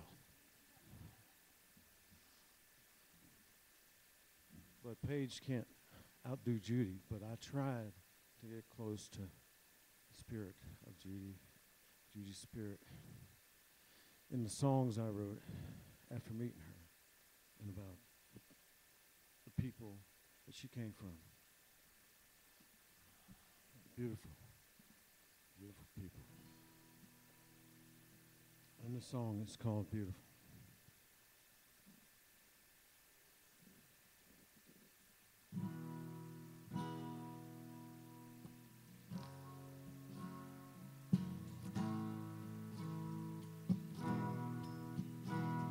It's so beautiful to see you here on the path that Judy walked. Let your heart be free, your steps be light on every mountain that you cross. And if you want to be beautiful, you got to walk like Judy walked. Got to walk like Judy, talk like Judy, and you'll be beautiful, beautiful. You'll be beautiful, beautiful.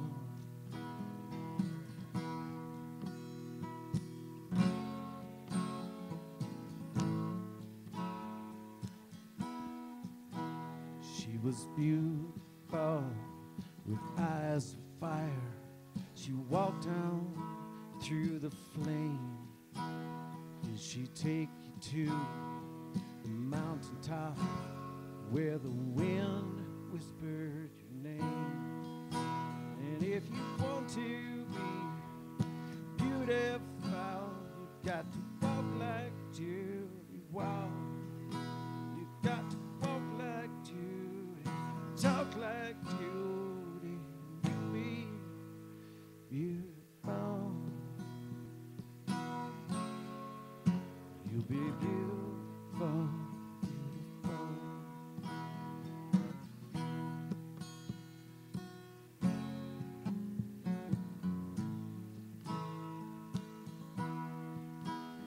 In this world so wide, you can't run and hide. You got to find the beautiful.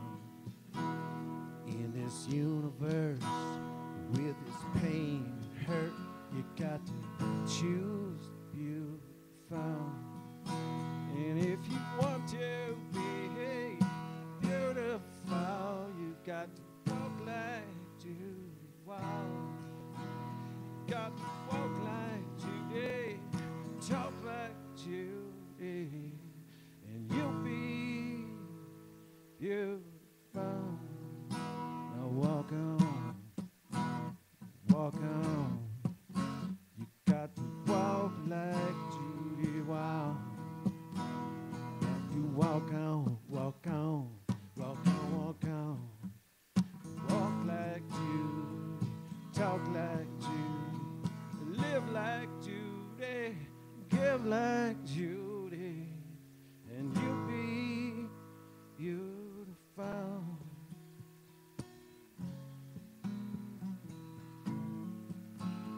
Beautiful. She was beautiful. You'll be beautiful. So beautiful. She was beautiful.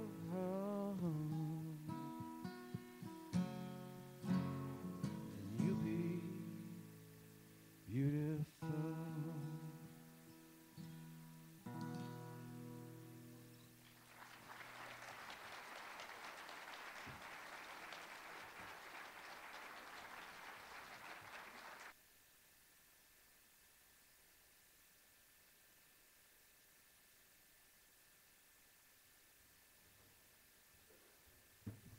Thank you, Paige. That was beautiful.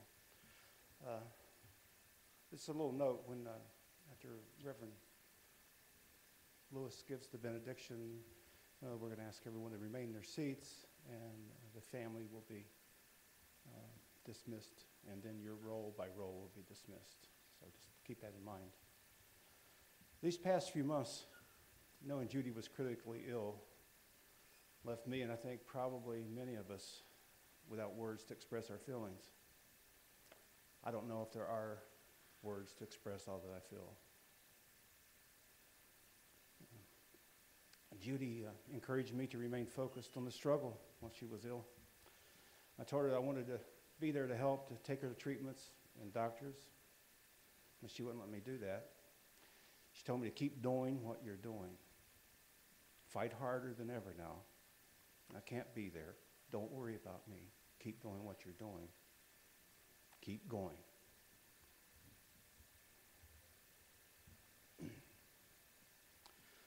I stand in the Coal River Valley. A mother hawk radiating in sunlight sails the morning breeze. High toward the ridge. She is wonderful, magnificent in her rise. A brilliant portrait of beauty, until at last she sails over the mountain and someone cries out, "Fare thee well. She has passed, she has gone." Passed? I say, where has she passed? For she is not gone. Perhaps passed beyond our limited view, but not gone.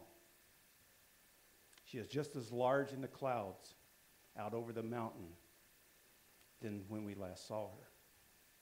And just as strong and glorious and able in this moment as when she sailed this valley. We have only lost sight of her with our eyes.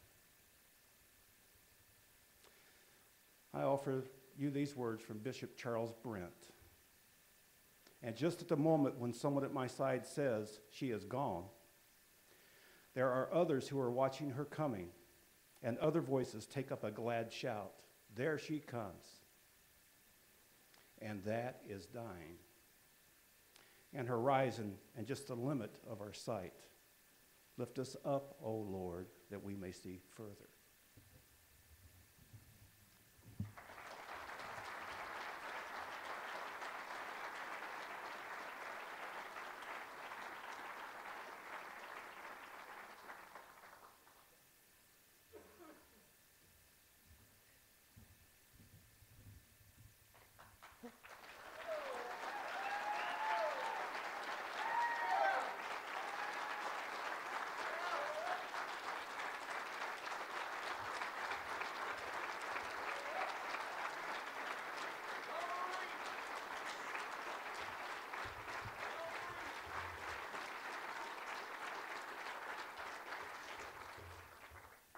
When I first heard of Judy's passing, I was sitting in front of the computer.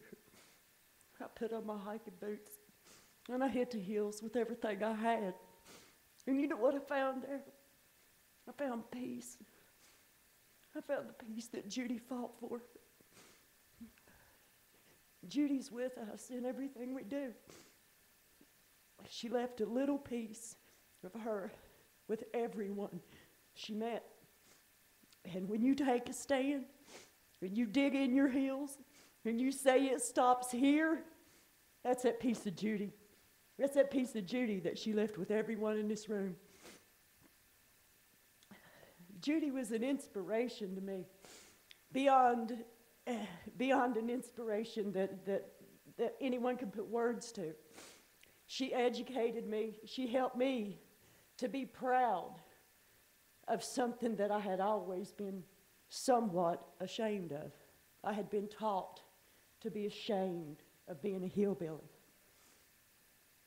Judy was the first person that ever looked me in the face and said, "There's nothing wrong with being a hillbilly. Being a hillbilly is a good thing. Being a hillbilly is a lot to be proud of. We've survived everything there is to survive."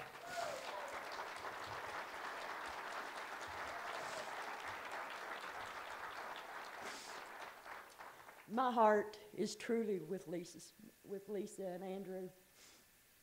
I think the world of Judy. And when I look at you, I can't help but to think of her. When I started having problems with mountaintop removal, I went to Boone County, then I went to the state, then I went to the federal, and then I went to Judy. And that's where Judy introduced me to the rest of the world.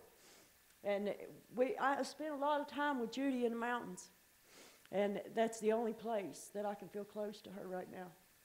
So when you get that longing for Judy, when you need to feel Judy, go to the peaks. Go to the ones that's still there and sit there. The sun coming through the trees, hitting you on the face. That's Judy. And when you slide and bust your rear end and you hear somebody laughing, that's Judy. I walked proudly, and I'm absolutely honored to have spent the time with Judy that I was able to spend. And it has literally laid the path for the rest of my life. And I think that each one of us can say that. Each one of us, because of the fact that we knew Judy, we can say that the direction of our lives have changed. The things that we thought were important wasn't really important, and Judy's the one that showed us that. We need clean water, we need clean air, and we need friends and love around us. And that's what Judy taught us. Now, the outrage that you heard in Judy's voice when she was combating the lies of the industry, That same outrage is deep down inside of each one of the people in this room. And we have to take that outrage and anger and direct it and focus it and bring Judy's vision to the past. Make it happen. It will happen. And we're going to be the ones to do it. That's why each one of us was blessed enough to know Judy Bonds. Thank you.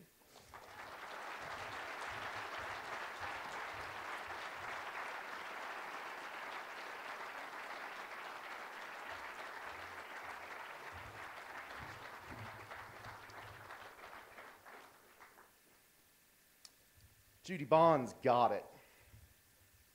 She was a fierce activist who understood the need for total social, economic, and political transformation. She knew that mere reform was not enough to stop mountaintop removal. And it was not enough to bring real justice to Appalachia, America, and the living planet, and all its inhabitants. In short, Judy Bonds was a revolutionary. Judy knew it was not enough to nicely ask the powers that be for a hearing to consider how to reform strip mining. She knew with every fiber of her being that power acquiesces nothing without demands made upon it and challenges to it. Too many times, when we demand justice, we are admonished by pundits, politicians, and businessmen to be polite, to be reasonable. Keep our voices down.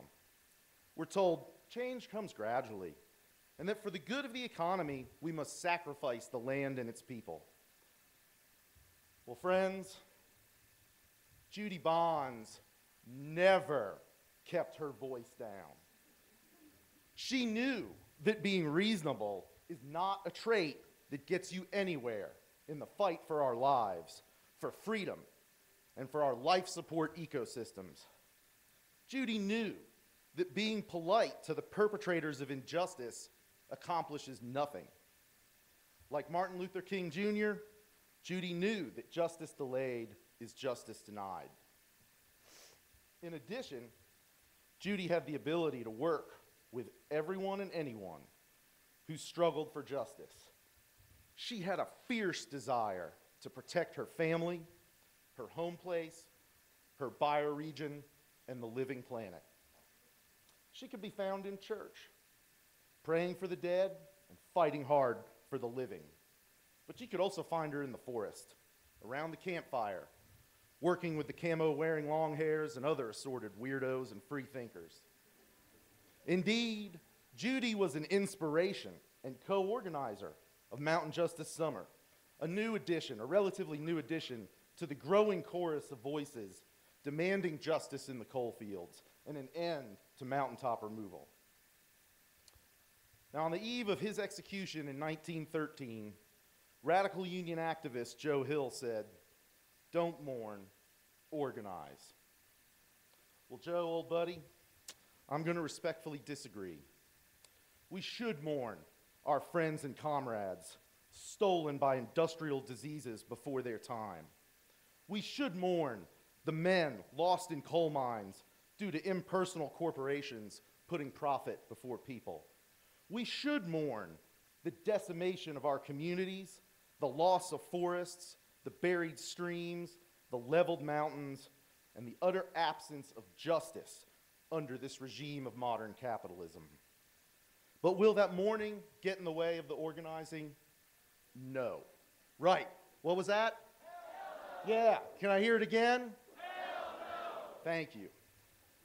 Instead, like Judy, fully aware of what is at stake, we will use our mourning to fuel our passion for justice, to feed the fire of righteous anger at the wanton waste and destruction of mountaintop removal, to drive our fierce determination to bring real justice to these hills.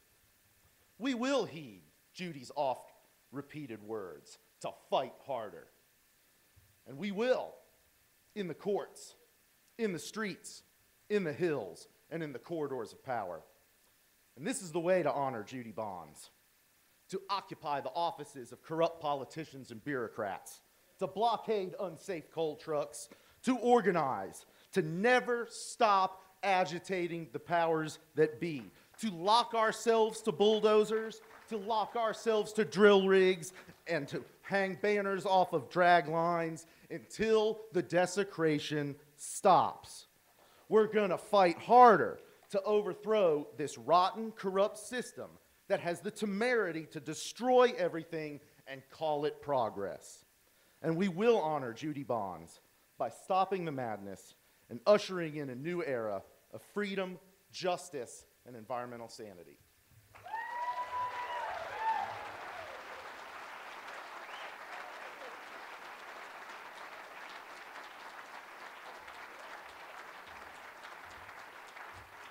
John Johnson. I'm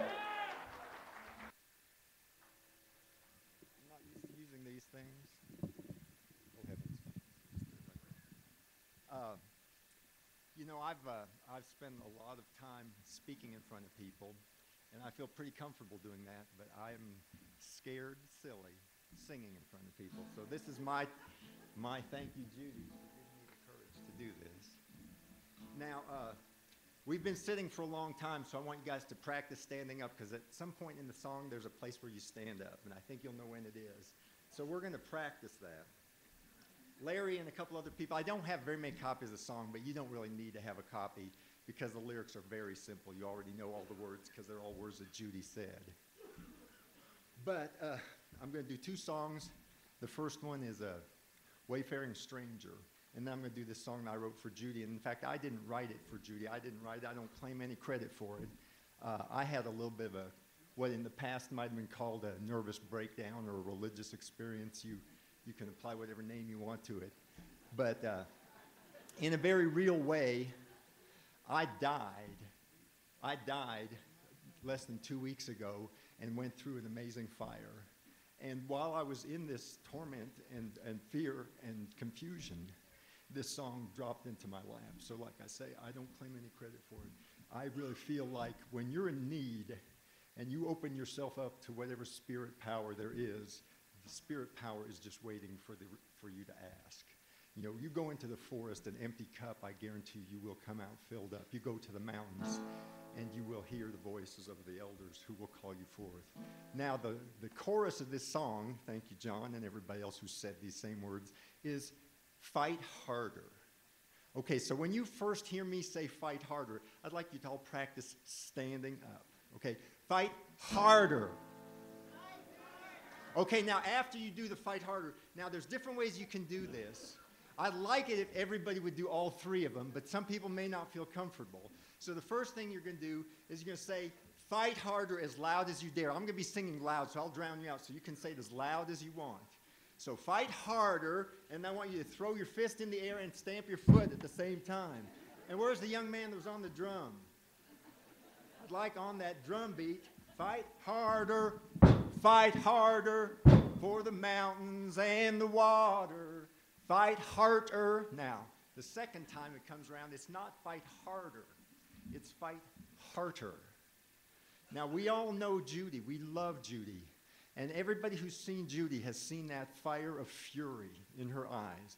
And never was a person more justified and entitled to feel that fury than Judy Bonds and the other dear, dear souls in the coal communities who have seen everything they love and treasure destroyed.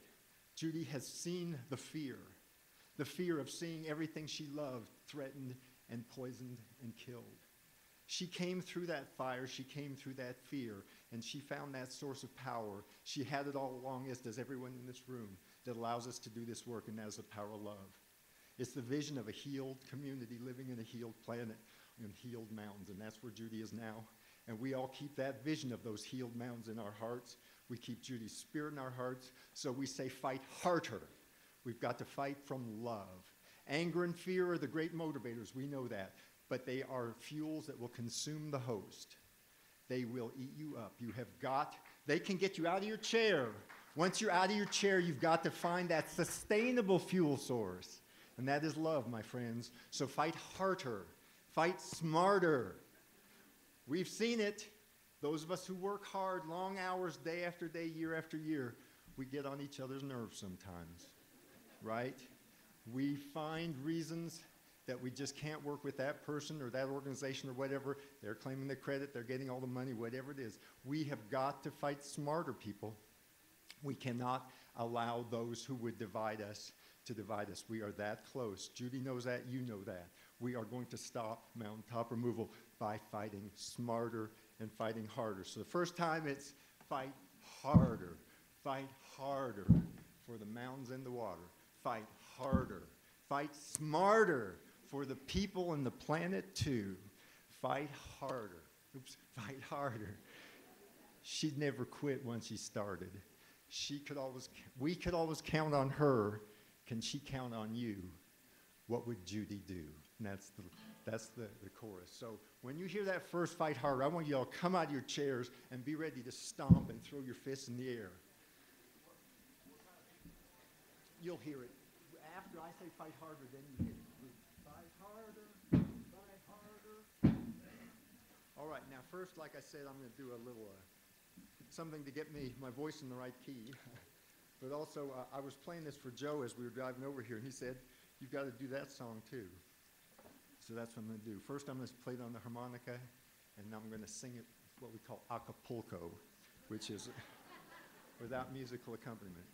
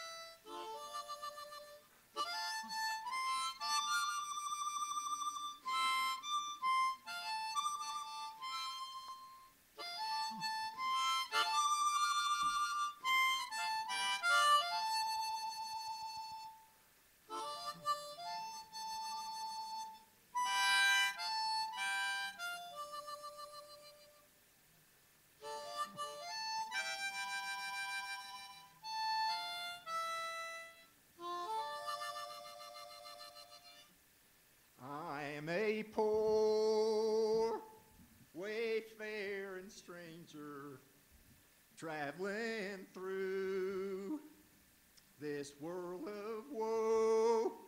There is no sickness, toil, nor danger in that bright land to which I go. I'm going home to see my mother. I'm going home, no more to roam. I'm only going over Jordan. I'm only going over home.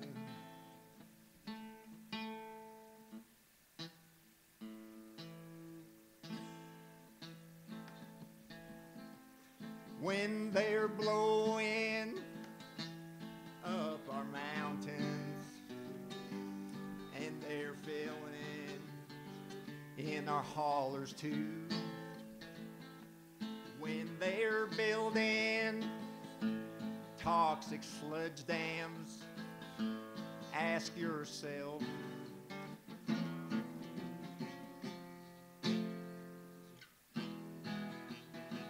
what would Judy do?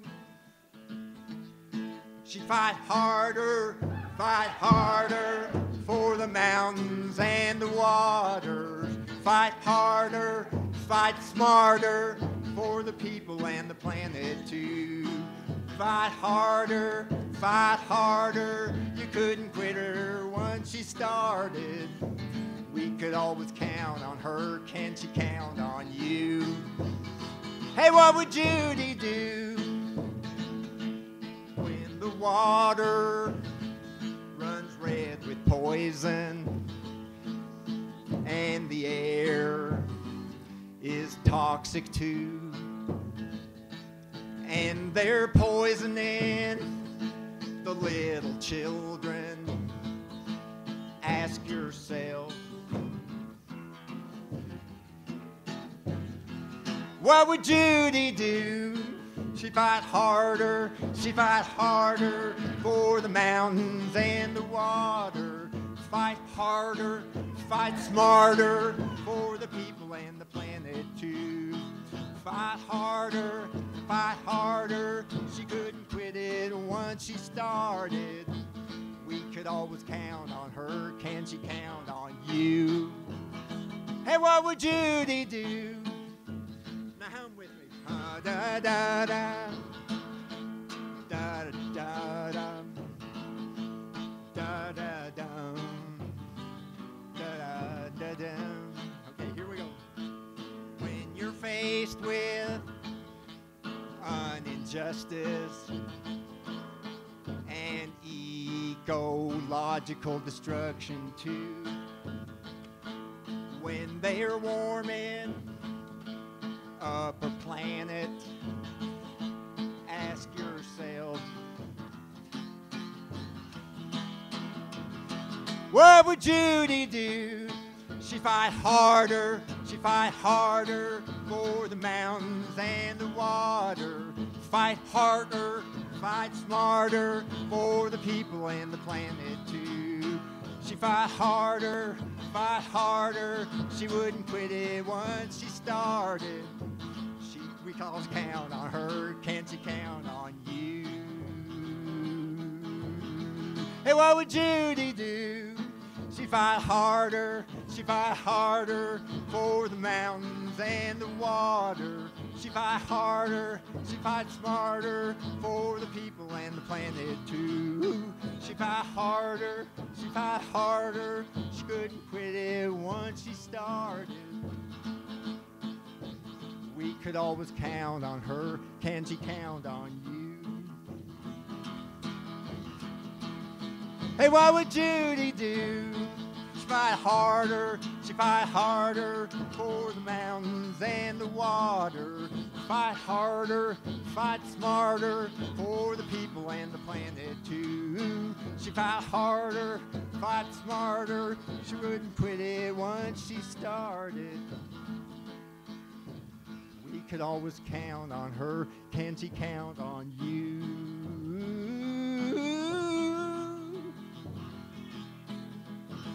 Hey, what would Judy do?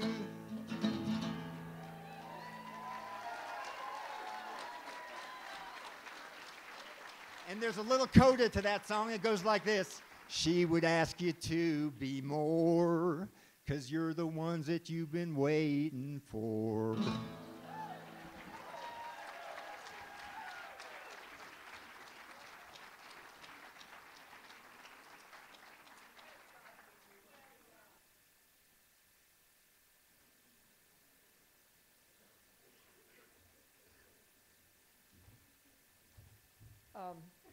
Well, I've been asked to speak here today, and there's been a lot of amazing things said. And so I've just been sitting back there praying that whatever I say adds something and doesn't just, I just want to contribute.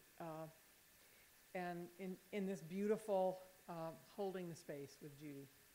I am Kathy Matei, and I'm a recovering country music star. Thank you very much. I'm proud to say that these days in my bio, they say I'm a singer and an activist. And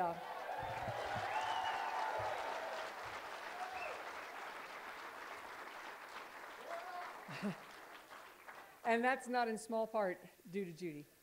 I'll tell my small story and try to make it brief. But I did my flyover in 2007, and my life was changed in that moment. When I got the news of Judy's passing, a friend of mine sent me an email, and it was a copy of an email I'd gotten from Judy in January 3 years ago. And she said, basically, thanks, Kath. Thanks so much for standing up. We're just so happy to have you on board. Now I got a few bones to pick with you about this article in the Charlotte Observer you did last week. And she picked them apart line by line. She made her case eloquently, I might add, through cyberspace, and then sent me about a 500-word essay by Silas House. And it was really wonderful to have my friend remember, and I had sent this to my friend. I was like, help. And he said, this is what you sent me from Judy. That was my first direct communication with Judy, and a few weeks later, I saw her at an event in Nashville, and I sat down and I said, thanks for being real with me. Thanks for helping me, because I'm gonna have to get educated. I'm gonna have to learn how to use words better. And then it was a few months later, trying to think. I met her in Nashville, and then there was another time right after that seemed so important when I was sitting there earlier. It was the spring of 2008, and I had gone to a nonviolence workshop to try to learn to use words better. And while I was there on the second day, I got an email from Judy. And she said, Kathy, I don't even know why I'm emailing you. But she said, I just have to tell you, I don't know what else to do. I'm afraid I'm going to get killed. We're afraid somebody up here is going to get killed. And she told me about the people standing across the street from them, from her house, screaming obscenities at all hours of the night through loudspeakers, threatening, standing with shotguns across the street from her house. And she just said, we're really scared. She said, I don't even know what you can do, but if you can help us, try to help us.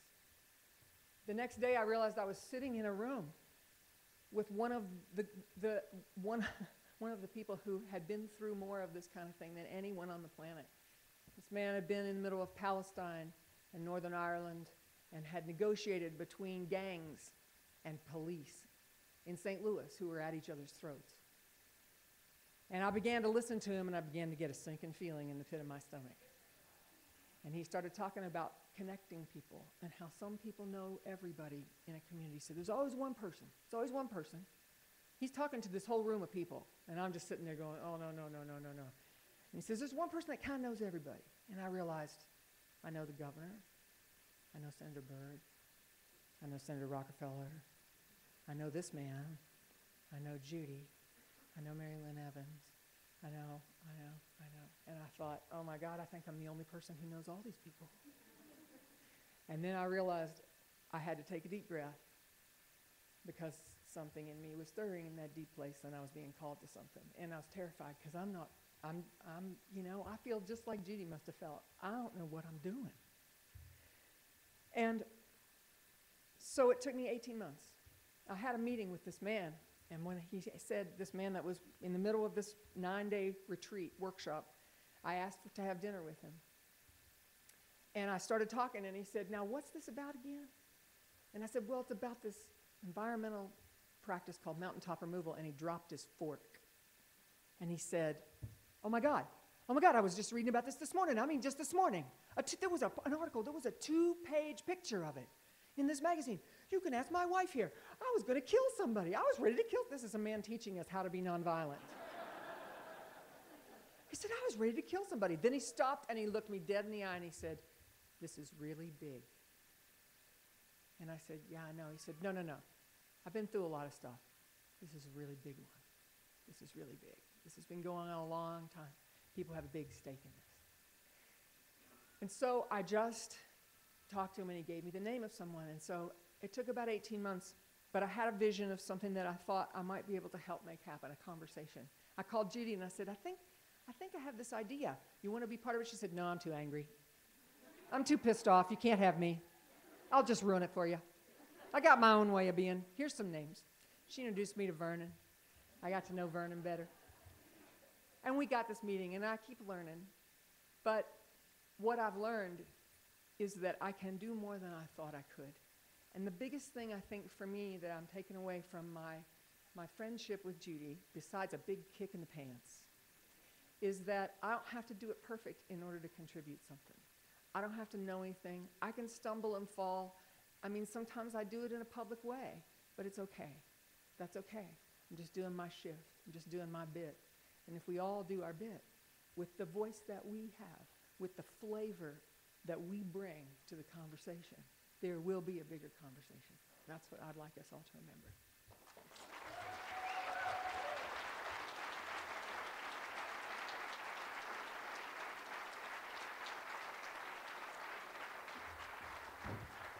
Your job, Judy said, is to shut up and report what is happening on the front lines. And this morning we have a report. There are some tree huggers in Rock Creek, and I am not allowed to divulge confidentially as a journalist what their names is some bald-headed guy from Louisville, I believe, and some hillbilly from Texas who pretended to fly in here from California. But they went in illegally this morning to Marfo Collar, and there on this large mustering oak was a declaration that had been pounded to the tree, and they brought it to us to read and to get out to the public.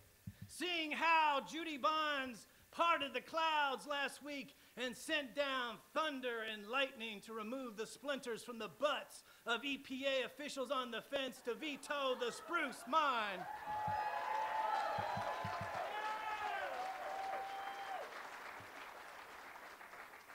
Seeing how Judy Bonds now flows like a river, an everlasting river, replenished daily by the healthy streams of mayflies, of residents and activists, young and old, black and white, male and female, in the rising United Peoples Front of Rock Creek to Wilson Creek in Kentucky, to Eagle Creek in Illinois, and to Otter Creek in Montana.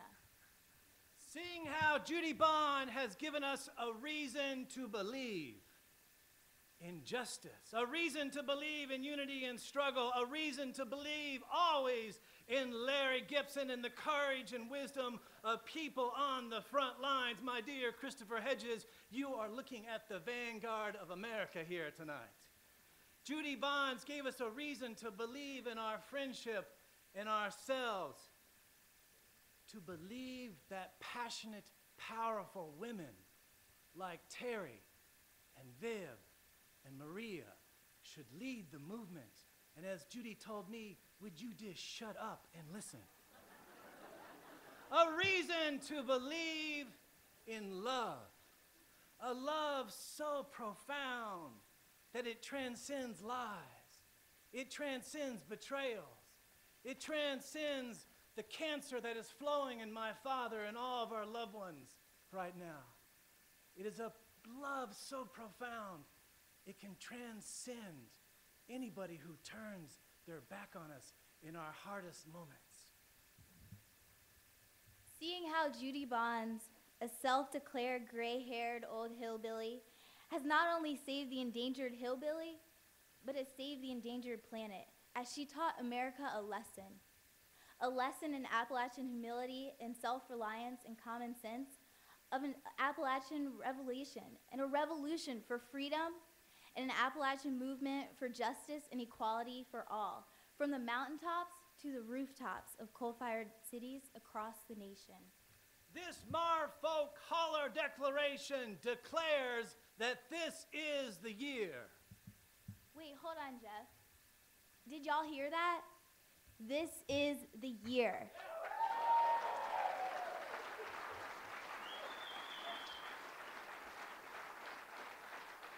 Yes, yeah. This is the year. This is the year that the rows of the streetlights reappear in Twilight, West Virginia. Like bright morning stars that families and children bond through the hollers holding hands with Frankie Mooney. Oh, and this is the year that Maria Gano becomes mayor of a thriving clean energy boom in Boone County.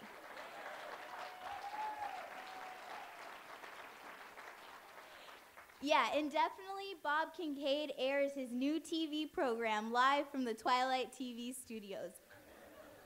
This is the year that the evicted souls from Marfo Collar return from the grave in their far-flung towns, all the way from Maryland's Cleveland, to watch as Don Blankenship puts on an apron and rebuilds their front porches, as Don Blankenship sweeps the coal dust from their tracks, as Don Blankenship replants every single tree and makes sure every creek is clean and digs new wells and a latrine for him, as Don Blankenship replants tomatoes and marigolds on his knees, as Don Blankenship gets down and apologizes while pouring everyone a beverage of their choice with a side plate of ramps.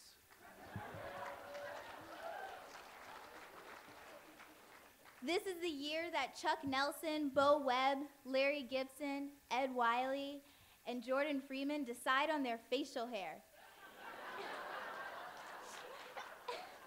And that thousands of leaders and activists and tireless pioneers and all the musicians and filmmakers and tree huggers And lawyers. and lawyers. God bless Joe Lovett.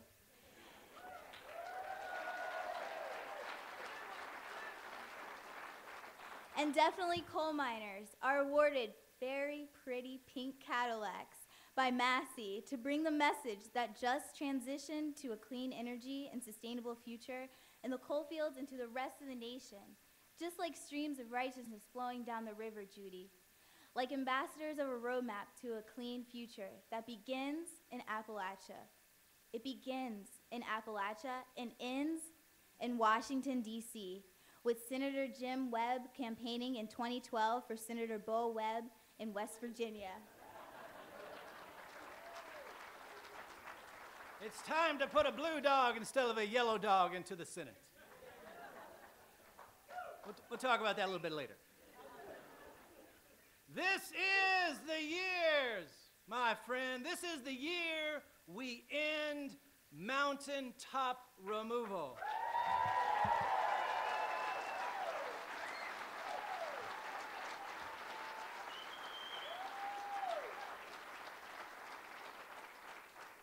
I don't think I heard y'all.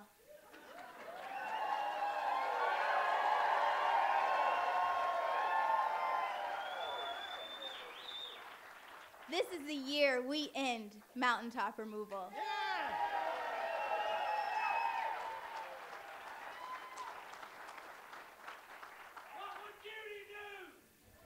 This is the year that Judy would rise up, everybody. Rise up. Oh, dear Lord, this is the year we rise up and abolish mountaintop removal for once and for all.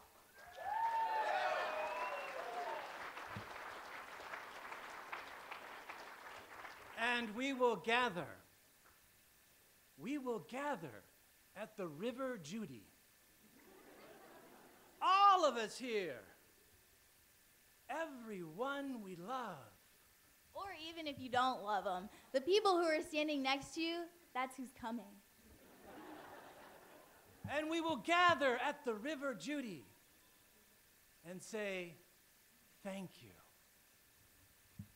Thank you. Thank you, Judy.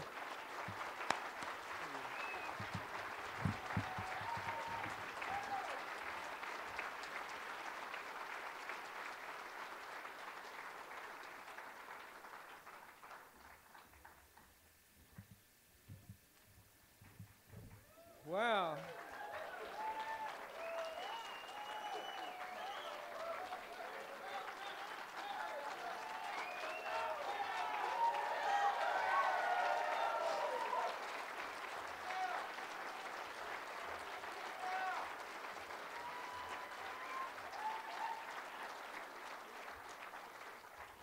Wow, how am I supposed to follow that?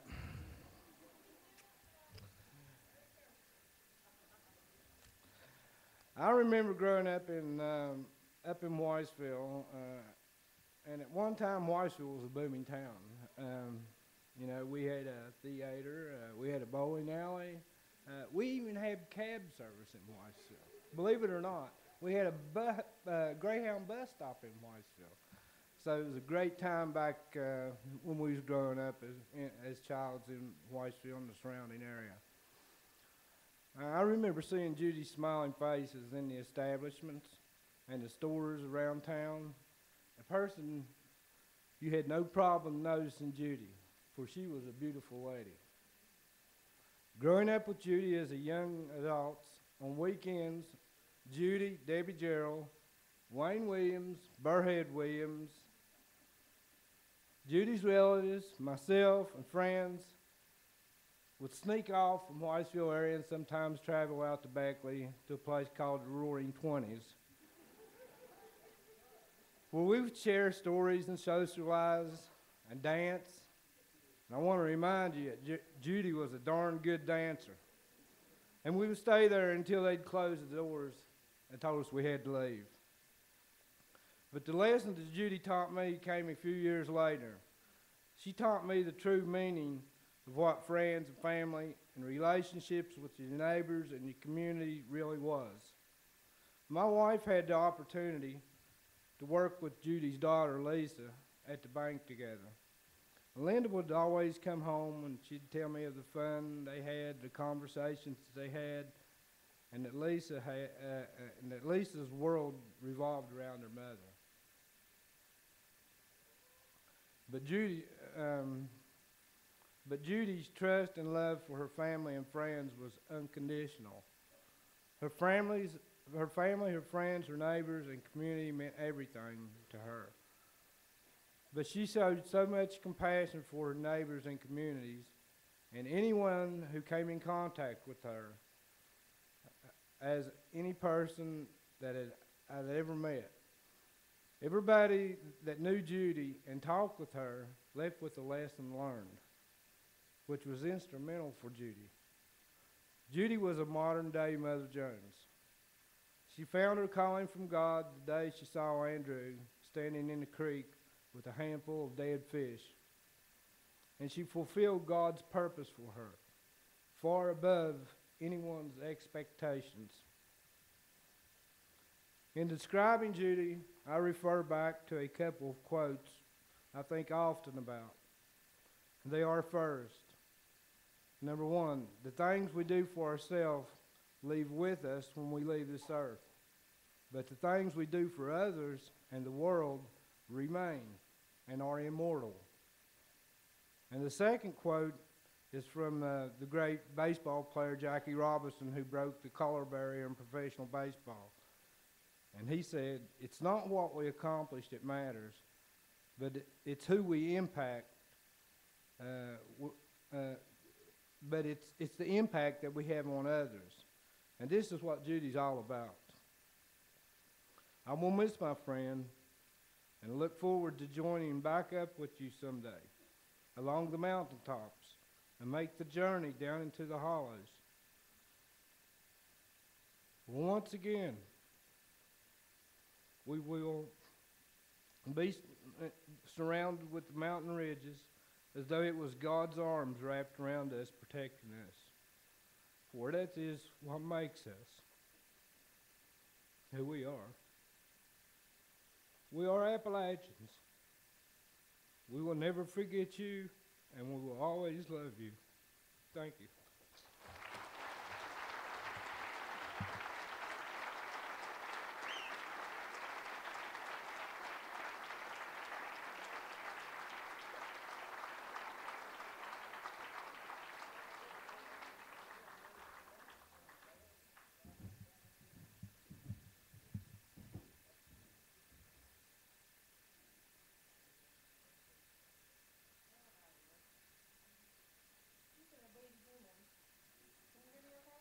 There we go. I had the honor of spending time with Judy as I became a mama for the first time myself. I'm going to cry, so. And it's really fitting. I really feel her today because last week I felt my first kick. And while I've been sitting over there, this baby has been wailing on me. Inside, just bam, bam, bam, bam, bam, bam, bam, bam, bam, bam, kick. So I feel Judy. She's here with us today for sure. And one of I think the greatest of many lessons that Judy shared with me is that when to use humor when you're overwhelmed by injustice, and when you're fighting against such great injustice, to never forget that it's your relationships with your friends and your family and the people that you love that really help guide you through. And I know that Judy loved Amazing Grace, so I'd like to sing this for her and also for her family. If I can, and if I start crying, then keep singing, okay?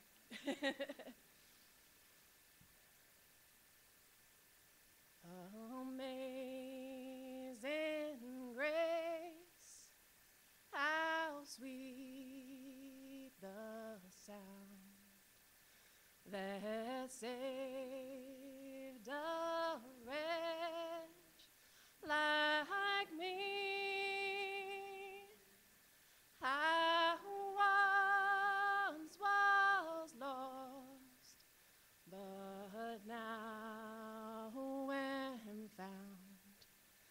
Was blind, but now I see. 'Twas grace that taught my heart to fear, and grace my fears relieved. How precious did that grace appear, the hour I first believed. Through many dangers, toils, and snares, we have already come. 'Twas grace that brought us safe thus far, and grace will lead us home. When we've been here 10,000 years, bright shining as the sun, we've no less days to sing God's praise than when we first begun.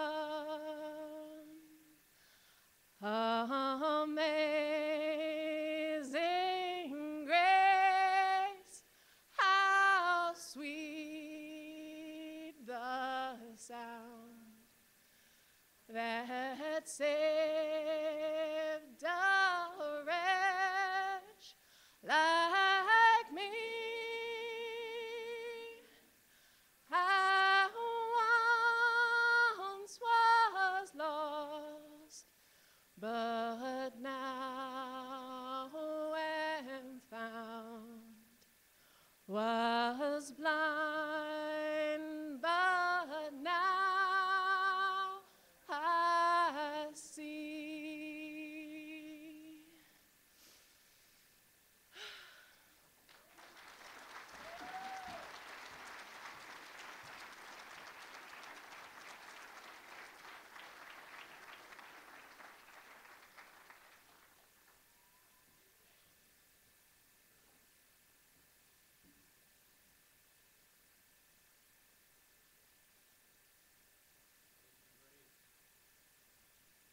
Grace. You know, it's amazing grace that God has given us, Judy Bonds, isn't it? When, you know, grace, when God loves us, God sends during times of trouble, times of darkness, times when there's paralysis, numbness, and despair. God sends prophets into our midst to tell truth, to inspire us, to lead us on. It's been such a gift to us that we've had Judy Bonds. And I want to say something about prophets. We're not talking about fortune tellers. We're talking about somebody who's forth tellers, tells the truth, and doesn't just say words, but gets the feet on the floor and acts out the truth. That's Judy Bonds. And that's what you all are, too. I look around, and I'm inspired. We inspire one another. The Hebrew prophets, Elijah, Jeremiah, Amos, and others, John the Baptist, they spoke truth to power, to unbridled, self-serving power without flinching. They didn't hold back, and they counted the cost. It was tough. They got persecuted. Just read about it in the scriptures. Judy Bonds took the heat, and she did not ever back off. She did not back off. And you know what? We can do the same thing. And I know that every time that I start getting fearful, maybe backing down, maybe compromise the truth a little bit, hold back, don't want to offend somebody, don't want to rattle a cage, I need to think of Judy Bonds. She never, ever backed off. But Judy Bonds wasn't just somebody who spoke truth to power. You know, you said she inspired us. She envisioned us for the future. She envisioned us to a land, a healed land, clear water, sustainable communities. She taught us again how to hear the whippoorwill in its sweet song at night, to smell the fragrance of honeysuckle, to feel the warmth of the hugs of our friends and neighbors and you all. I can think of Judy yet, just looking them in the eye. You know, I think I read somewhere, maybe it was the Oprah's old magazine, but she was, you know, we get harassed. And she said, you know, I learned when I would get harassed, called names, I just turn around and look them right in the eye. They back down. Because she carried truth, and she was a bearer of truth. And if you carry the truth, best we know it, they'll be back down. And we can have confidence in the truth, though the truth will set us free.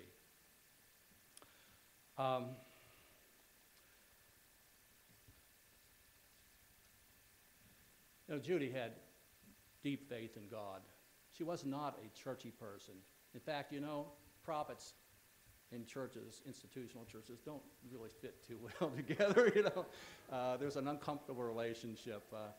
But she had deep faith. We all know that. I can think of, and it was also out of, you know, she wasn't just a beginner, she was a forer. She was, because she loved people, because she loved the mountains, because she loved God's creation, she was so fierce at defending any onslaught. I can still think of that T-shirt, you know, that says, "Stop destroying my mountains, God." Yeah, that Psalm 24:1, you know, the earth is the Lord's and everything in it. God's property. God made it. It's for God's glory. And we get this great privilege to live upon it. Why is somebody destroying it? Money lust, power, greed. And she couldn't be corrupted. She was absolutely incorruptible, wasn't she? She really encouraged us not to be, and I'm talking about truth there. Lisa Henderson, I was talking to her today, Judy's daughter, and talking about her Bible. Judy had a Bible, and apparently it's pretty well used. A lot of notes and marks and underlining and all sorts of pieces of paper in there and so forth. I was asking Lisa what some of the scriptures, I really would like to look at your Bible sometime, because she drew strength from the scriptures. Lisa was telling me, you know, about the scripture in Matthew 25 where Jesus said, dealing with the judgment, I was hungry and you gave me something to drink, and I was thirsty and you were hungry and you gave me something to eat. I was thirsty and you gave me something to drink. I was in prison and you visited me. I was naked and you were homeless and you clothed me, sheltered me. And they said, well, when do we do this? When do we do this to you, Jesus? And he said, oh, when you do it to the least of these. Yeah, that's Judy. She was not self-centered. She didn't have an ego. She wasn't about self-importance. She was about others because she loved us. I want to close with a psalm. You know, most of you know it. It's a psalm that oftentimes is used in these kind of memorial services, and I really kind of oftentimes it's used in a rather trite way. And I'm going to use the Psalm 23, and here's why. I think it's a psalm that really speaks a prayer from Judy. I think Judy drew strength from all of us, but she finally, as Maria said, had to go to the mountains, had to be with God, had to pull down the strength to carry on. And I'm going to do this in I'm going to do this in the what's called the King James Version, and it's just because of the language. I think if Judy was around King James, she'd really give him thunder. You know, really would. I mean, he was like most all kings and people in power, abused the power and exploited the people and gained riches and at the expense of others. But he had some people translate the Bible into English, and I want you to sort of think of this as through Judy's eyes, okay? Kind of put yourself sort of in her frame. The Lord is my shepherd, I shall not want. He maketh me to lie down in green pastures. He leads me beside still clear waters. He restored my soul. He leadeth me in the paths of righteousness, justice, okay, same thing, for his name's sake. And yea, even though I walk through the valley of the shadow of death, I will fear no evil, for thou art with me. And thy rod and thy staff, they comfort me. Thou preparest a table before me in the presence of mine enemies. Thou anointest my head with oil, my cup runneth over. Surely goodness and mercy shall follow me all the days of my life, and I will dwell in the house of the Lord forever.